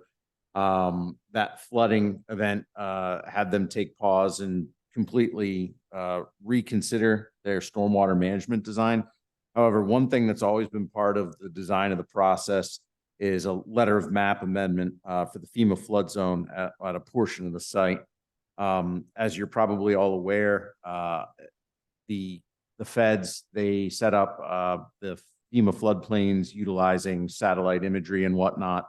An applicant does have the ability to come in and request a change to that flood zone based off of engineering studies. The applicants have conducted those engineering studies and presented them to our township engineer for review. And basically, if the township engineer reviews it and finds it to be compliant and in line with sound engineering practice, we're in a position where the board would then take action to approve that letter of map amendment. So Brian and his team spent a significant amount of time reviewing that. Brian, do you want to give an update on basically what you guys did on your end? It's taken quite some time given the sensitivity of the project from day one about the flooding concerns for the site. Brian, if you have anything you want to add to that, I just want the board to know we were incredibly thorough with it, given the sensitivity of the site. Yep. Yeah. This, interestingly enough, there's actually two components to getting the floodplain delineations revised. As Nate correctly points out, this project has been scrutinized heavily. We did review their flood study that they prepared. We've reviewed their stormwater management calculations. This letter of map revision is actually the simpler of two processes that they need to go through that were part of their conditional use approval. Thankfully, this is an extremely simple one, and it's basically trying to get the 100-year floodplain and the 500-year floodplain redefined based on more accurate topography. As Nate suggested, when FEMA does their studies, they use more, broad-based contouring information.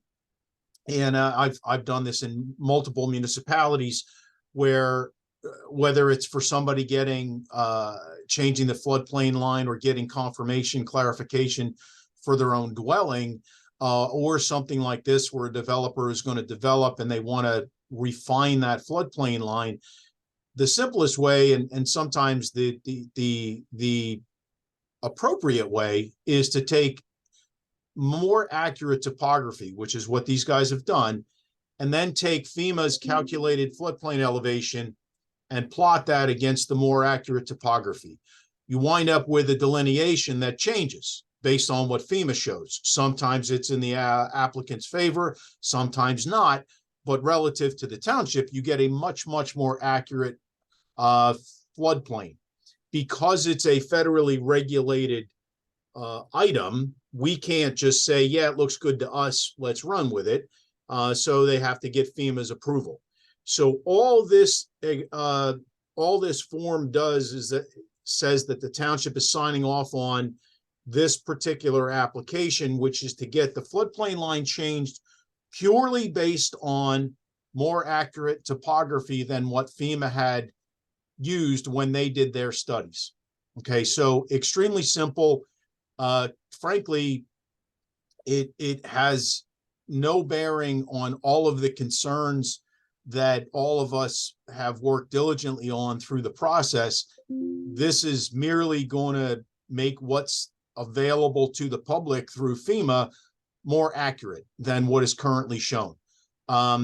So I have no issue with the township signing the form and getting it to the applicant's engineer so that they can submit it to FEMA.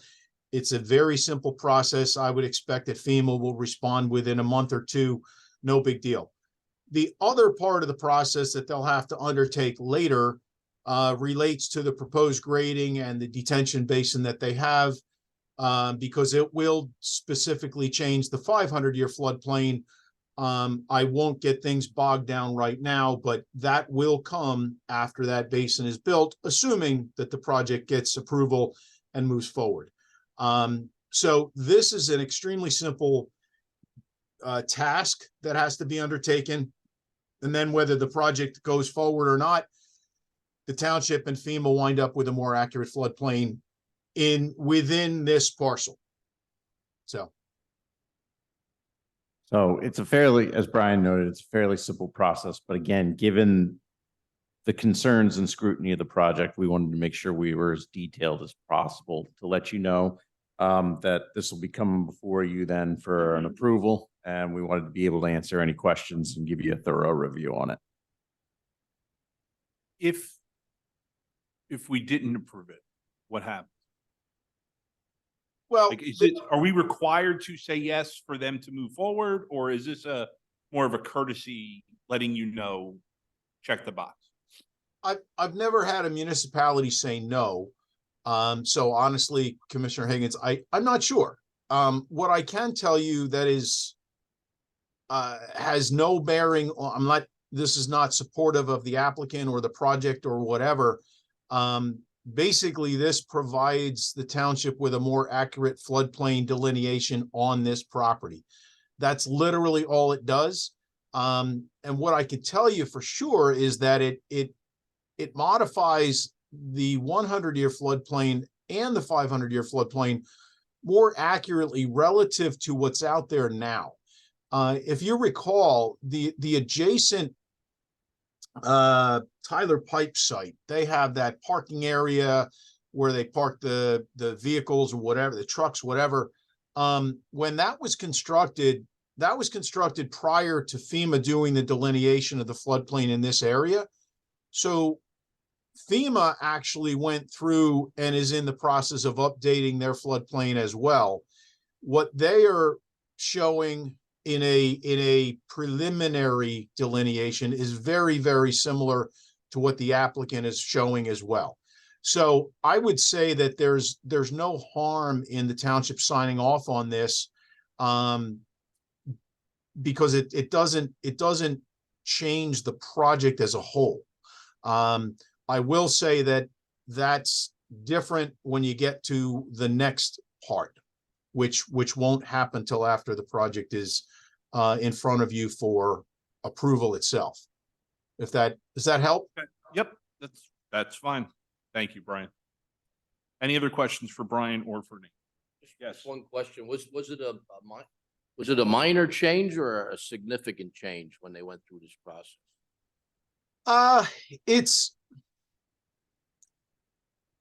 I would say, relatively speaking, it's a fairly minor change. It's just, I guess for me as an engineer, I feel like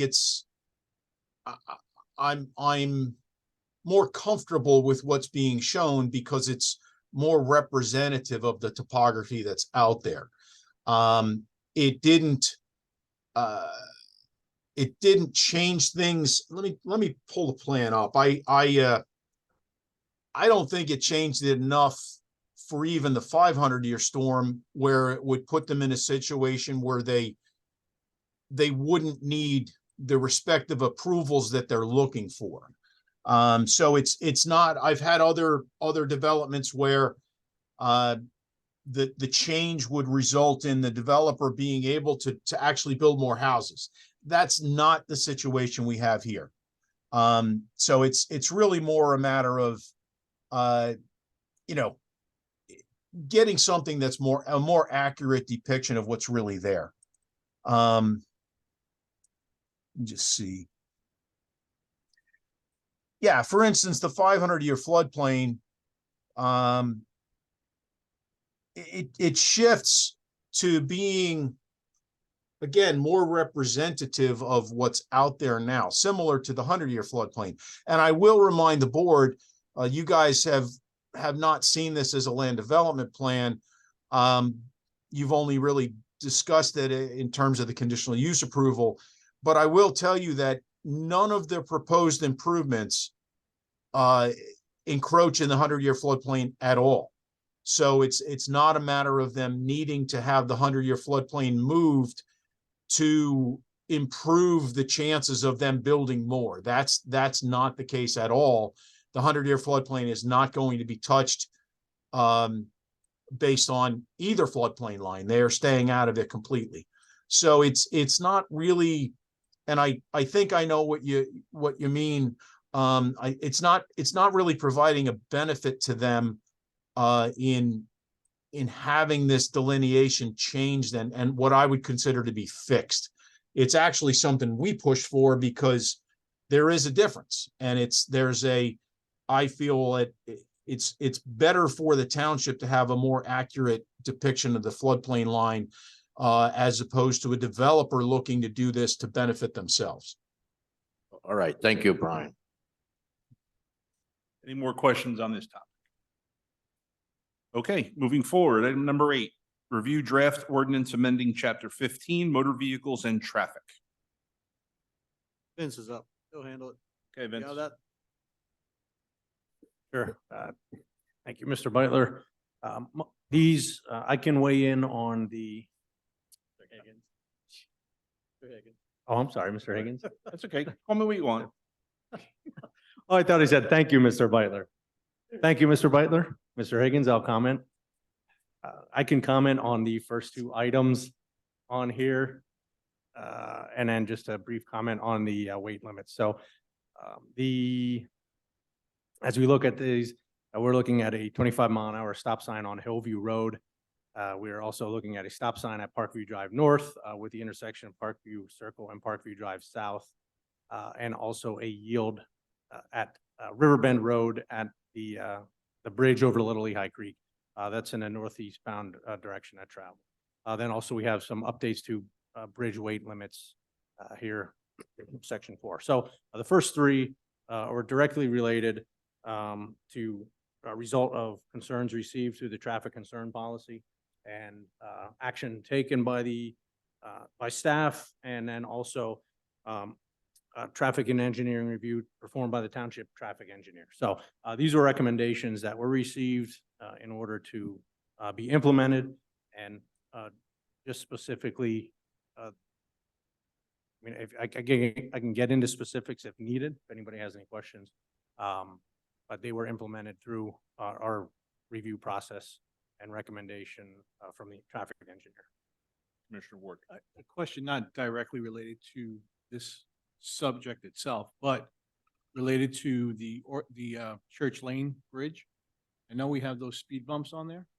I was over there last week, and they're basically flat. They're not even bumps anymore.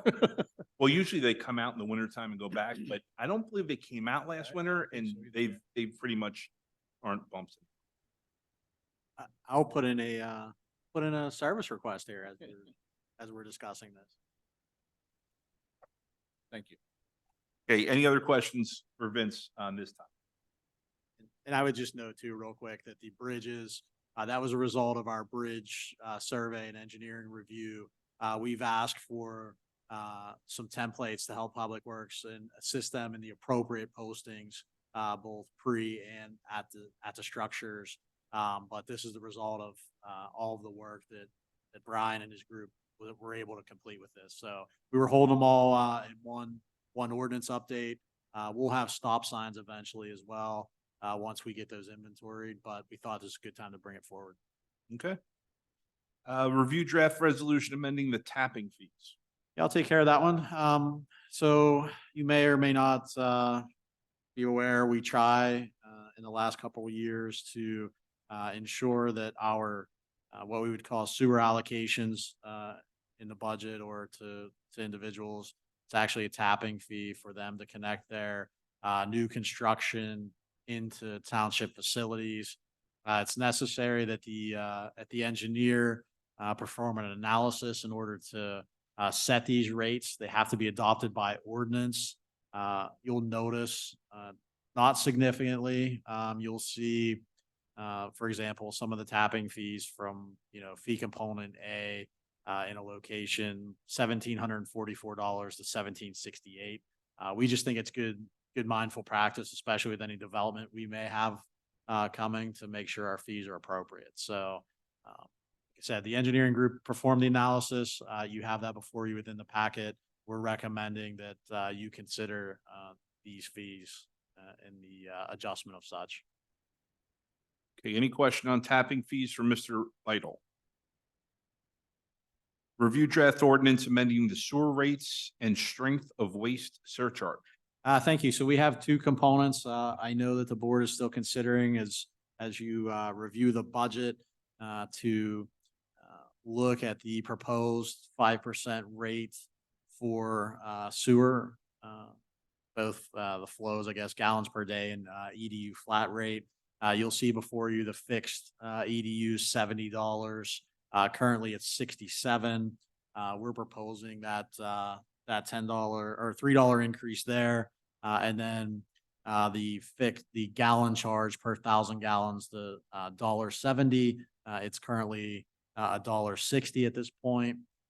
So as you gentlemen consider what you'd like to do, it would be, if the budget passes with the rate increase, this is the rate as proposed in the ordinance. I would also note, even if you don't consider that part of the ordinance or do not want to raise rates, we should be very mindful of the adjustment to what we call extra strength charges. We haven't looked at this in several years. However, extra strength charges are what the authority charges the township to get rid of those additional wastes that go to the treatment plant. Once again, I'm not an engineer, but I can try to work my way through it. If you have extra suspended solids or additional nitrogen to the system, things that are like biochem oxygen, so they basically disrupt their microbes at the plant. They consider that extra strength. That's also included here, table 1811-2. And we get those rates directly from the authority. So currently our rates are set at 31 cents for the BOD. That's the biochem oxygen demand. The authority, when they pass their budget, will go to 37 cents. The suspended solid, 29 cents is what we currently bill. The authority rate will be 31. The TKN rate, which is that nitrogen, is a 41 cent. Right now, the authority rate is proposed to go to 50 cents. So I would recommend to you gentlemen that even if you don't consider the other part of the rate, we're going to be charged these rates by the authority. So we should pass them on at least to our end user. So hopefully that makes sense. Two components. One's our deal, one's basically the pass-through. So. Okay, question. And then just, we have to confirm those by ordinance as well. Okay, Commissioner Just one question. Beitler. The extra strength charge, that's for like, Mack trucks, heavy industry. Or restaurants, yeah, but heavy industry, restaurants, like, if you're putting, grease down the drain, so those types of establishments. So they come out and they actually have a monitoring program where, they do sampling to see, what you're putting down the drain, and the authority is the coordinator of that sampling program. And so it's, fellow commissioners know where I stand. At 5%, I'm still not in favor of rates.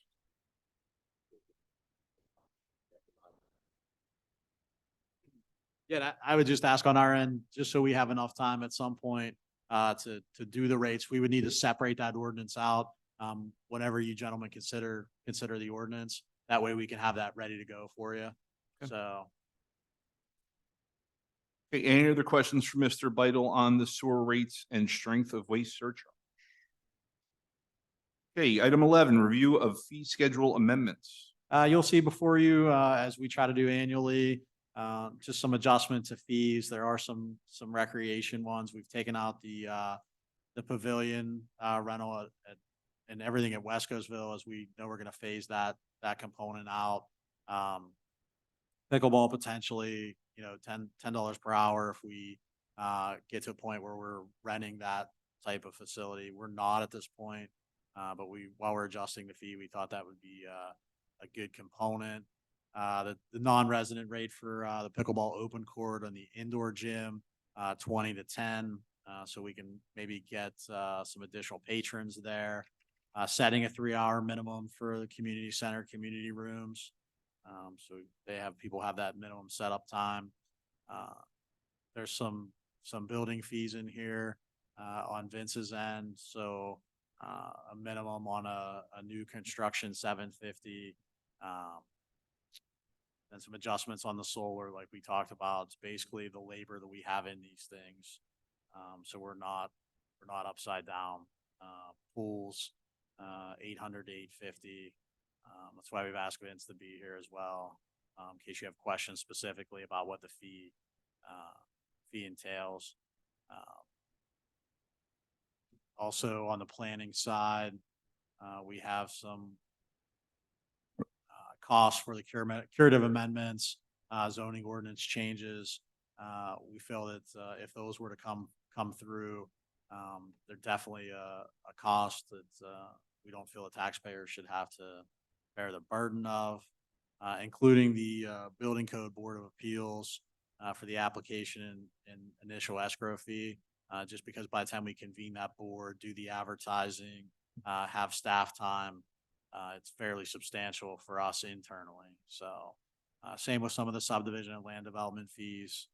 When you have the application for the sketch plan and the minor subdivision plan, we just want to make sure that those are right sized. So the recreation fee, $3,800 per dwelling unit, showing those traffic impact fees. They're right out of the study. We thought it would be good to add those into the fee schedule just so they're a little bit easier to provide to developers and lay that template out. So these gentlemen can answer any questions on how they got to any of the rates that they've proposed. Any questions? Commissioner One. Beitler? Was the appeals of the Building Code Board of Appeals, was it that far off? We doubled those. We went from 1,000 to, well, more than doubled. From 1,000 to 2,500, then we went from 1,500 to three grand. Yeah, it's Commissioner, it's really to cover the costs. We're really trying to ensure that given the amount of time that it takes staff to prepare for the meetings and get the hearing set up, that taxpayers just aren't incurring the cost of someone who's trying to come forward. That's all. That stuck out, that one.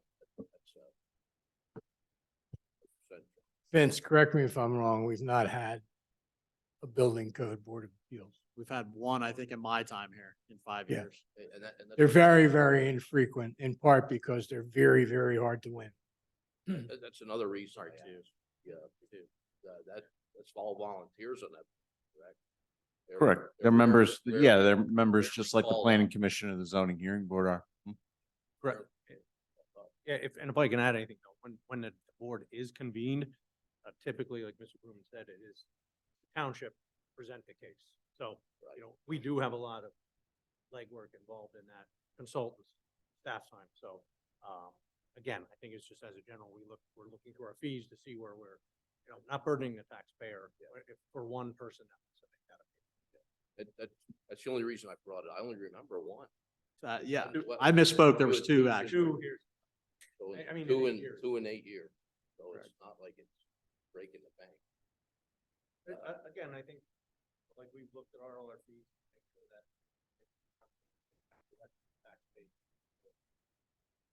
One person. All right, thank you. Okay, item 12, review draft resolution for the 2024 homestead exemption rate. Yes, as part of the budget, it's our annual housekeeping to set that rate. We do get that overall assessed value for the homestead. We take 50% of that number. You'll see before you, the number is $119,550. I believe we're up maybe $50 from the previous year. I think it was $119,500. Jeff shaking his head yes in agreement, as he gave that number to me earlier. So this is our standard delineation that we must have to for the taxpayers to be eligible for this program. Questions, comments? Very good. Item 14, review volunteer applications for Audit Advisory Committee. All right, I have one more, but we can go to 14 right now. Just to let you know, in item 14, part Renee, we've received, all volunteer applications and we've included them in your agenda packet so far for positions. The deadline for those, any additional applications are December 11th. If we get anything for, planning commission or zoning hearing board, would respectfully ask the board if we can have those interviews kind of at the end of a business meeting, just to make sure that we can have the appointments seated for the beginning of the year. We are still seeking applicants. So if there are any citizens listening to us still at this point, we would like your application or your interest for those boards. So Bruce, on the zoning hearing board, correct me if I'm wrong, we're gonna have to defer the new zoning hearing board member until we have the resignation. that's correct. Okay. We still need to reappoint Avery Smith though in the beginning of the year because she re-upped. Right. She agreed to stay on. She did Yes. for a couple. Just to hear that case. Yeah, just for the one case. Okay, item 15, manager updates. I'm going to swing back to item 13, just the agreement with the Macungie, Oh, potential agreement with Macungie Borough, and What happens when you put 17 things on my list? I know. I'm gonna miss a couple. we're putting them all over tonight. Just to give the board an update, I think we're almost down to a final red line. We received an additional red line from the borough today. From what you've seen in this packet that we submitted to you gentlemen last week, it's not substantial changes. Just want to continue to highlight and make sure staff and I are proceeding in the right direction and the will of the board. The agreement is a 3-year agreement with some additional option years. We do include and cover our fire department with the costs or the monies received. The borough would be making an annual $90,000 contribution to be used for fire services. We've worked with the fire department to include, they're going to need an additional $40,000 or $50,000 in their incentive program, not just for the borough, but for their operations that they were going to provide or request to the board anyway. We feel comfortable that this 90,000 will achieve their goal, allow us to pay for our insurance that we need, and have some additional dollars that we can use to support the service. The borough will make a one-time $10,000 capital contribution for equipment or apparatus. They will designate the fire department as their fire department. Look at a potential increase in monies. We asked the borough up to 5% cap each year. We would work with the borough going forward to set those. All the relief monies received by the borough would be directed to the Lower Macungie Fire Department.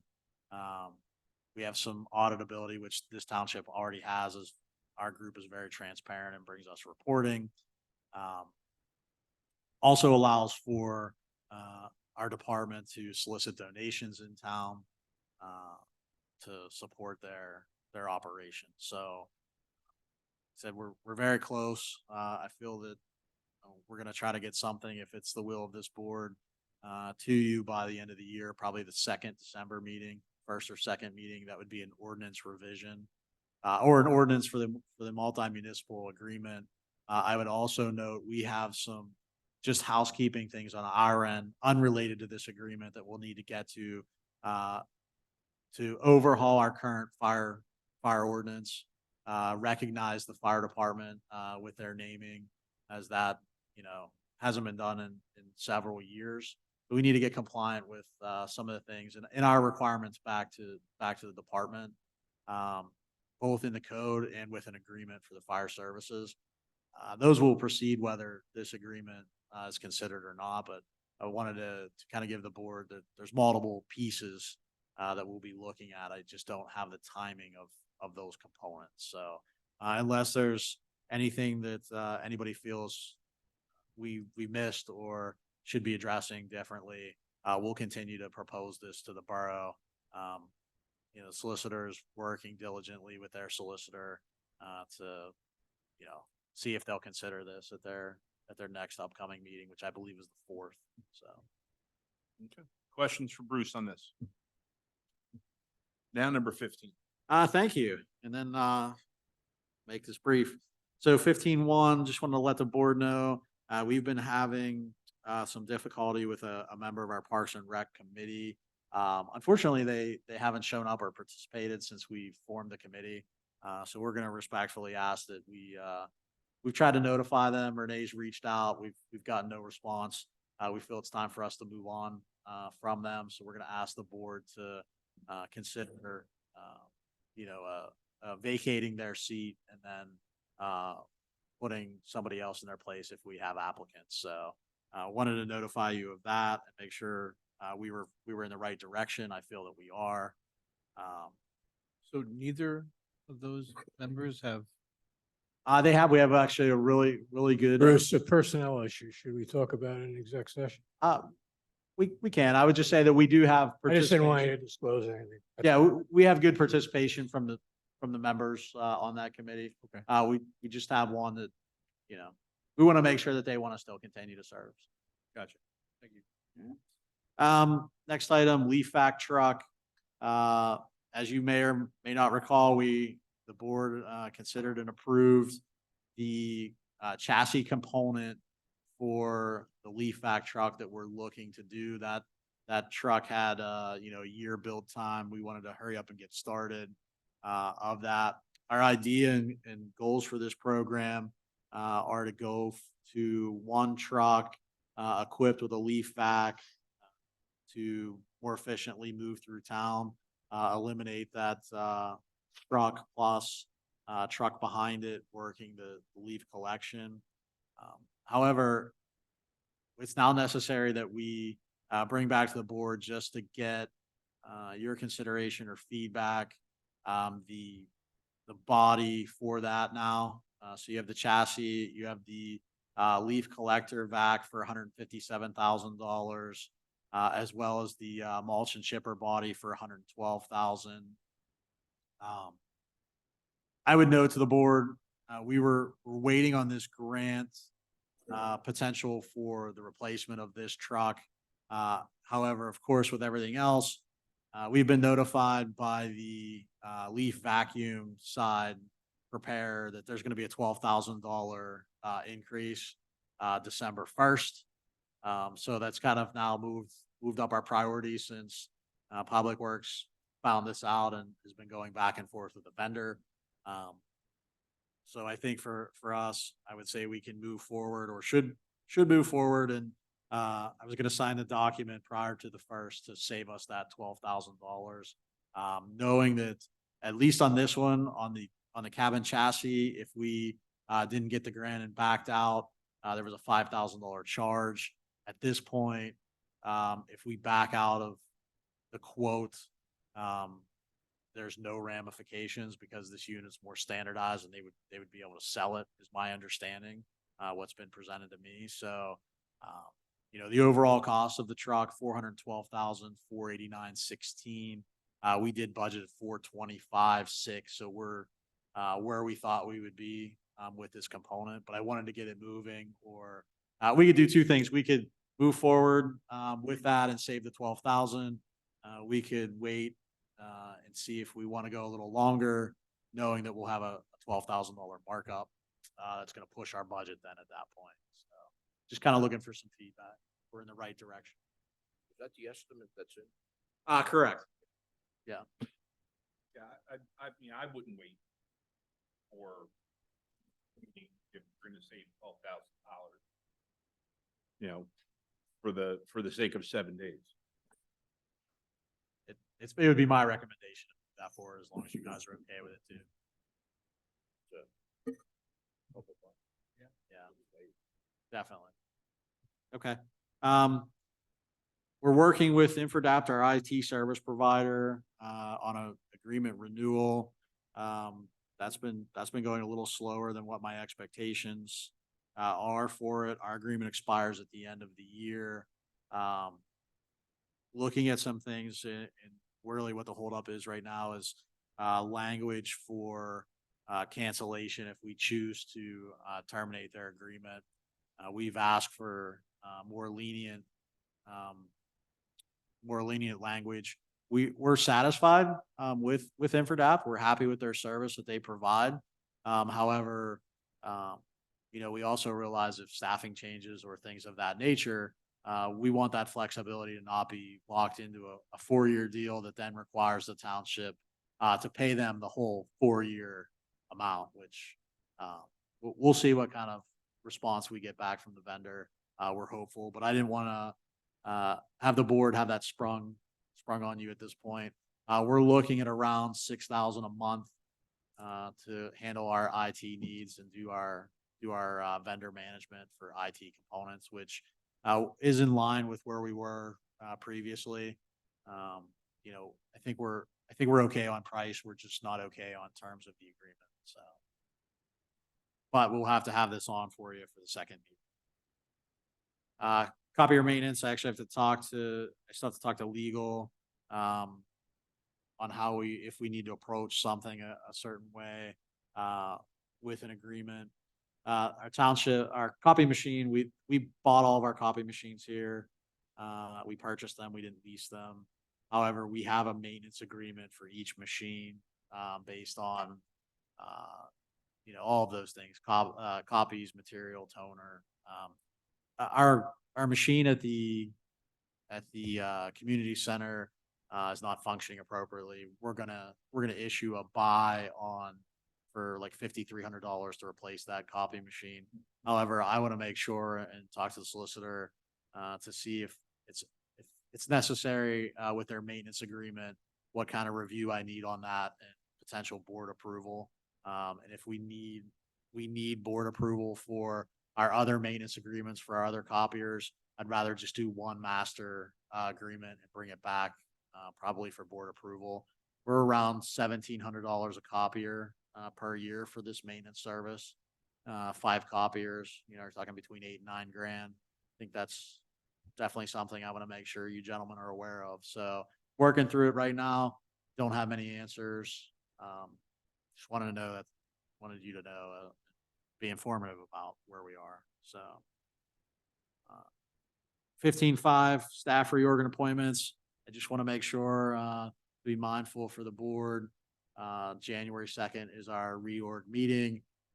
Basically, there's 3 people that we have to reappoint: the township manager, the township secretary, and the treasurer. So just want to have you gentlemen think, if you're looking to replace the manager or the secretary or the treasurer, you don't have much time to do that. So just want to make sure we're in the right direction for that component and put that out there. We also have to reappoint the solicitor and the engineer. They actually now with the law serve at the will of the board Cool. Until otherwise necessary. I would have a discussion with the board that potentially we might want to look at some conflict solicitor that was on our radar. Our current conflict solicitor, we're happy with our level of service. However, that's a position we haven't looked at in a while. So it might be something for the solicitor and I to bring back a recommendation to the board. So other than that, the only 3 people for reappointment are, as I said, unless you want to make a change in engineering or solicitor, you can let me know. It should be a fairly short meeting for the reorg part. And then just an update, the cured in place pipelining SIP sanitary sewer relining project for 2024. The bids for that will open December 8th. So we would have potentially a recommendation for you on December 21st, and that will get that project moving forward. We're also working on the Hillside School project. I've confirmed with Brian's group that they are in that design. They should have a proposal to me fairly soon for us to get out on the street and have that move forward. Same with the MS4 projects that are proposed for next year. Saw something today on that update as well. One of those was contingent to a grant. Of course, you can't spend any dollars unless you have the grant. However, I feel that we need to get the engineering moving no matter what. It's a priority project, so we'll take that component of engineering. So that's where we are, project wise. Staff is going to meet on the rest of our projects. We have a meeting scheduled for Thursday of this week, as well as any other multiple projects or meetings that we're going to need to continue to move forward. So I want to let the board know we're aggressively moving to get our timeframes here in the spring, summer for implementation. And that's all I have, unless there's questions or things that I missed or didn't cover. Commissioner Just- Beitler. just one statement, as far as the staff reorg, I go over the past year, we lost, the zoning officer and, building inspector over the last couple of years, and that, just to note, still remember this statement when I used to work. You know, to recognize and reward people that step up. You know, some people really step up to, keep the township running good. And, just think it went pretty well. Yeah. Pretty well. And I appreciate those comments because I think oftentimes, maybe I don't do enough to let staff know, the importance of what they are here and what they do for us. And it's good to hear it at this side of it. So I appreciate that. Oh, and one other thing I forgot. Tree lighting, Christmas tree lighting Friday. Just need to see who from the board will be in attendance. I'll be for there. Recreation. Do we have a rain date? We do not have a rain date. I see that it's going to rain. Just was curious. yeah, But I'll be there. We do not have one. Okay. Thank you. Okay. Any other questions for the manager? Okay. Is there any public comment on agenda topics? Seeing none, we are adjourned. Thank you, everybody. Good night, everyone.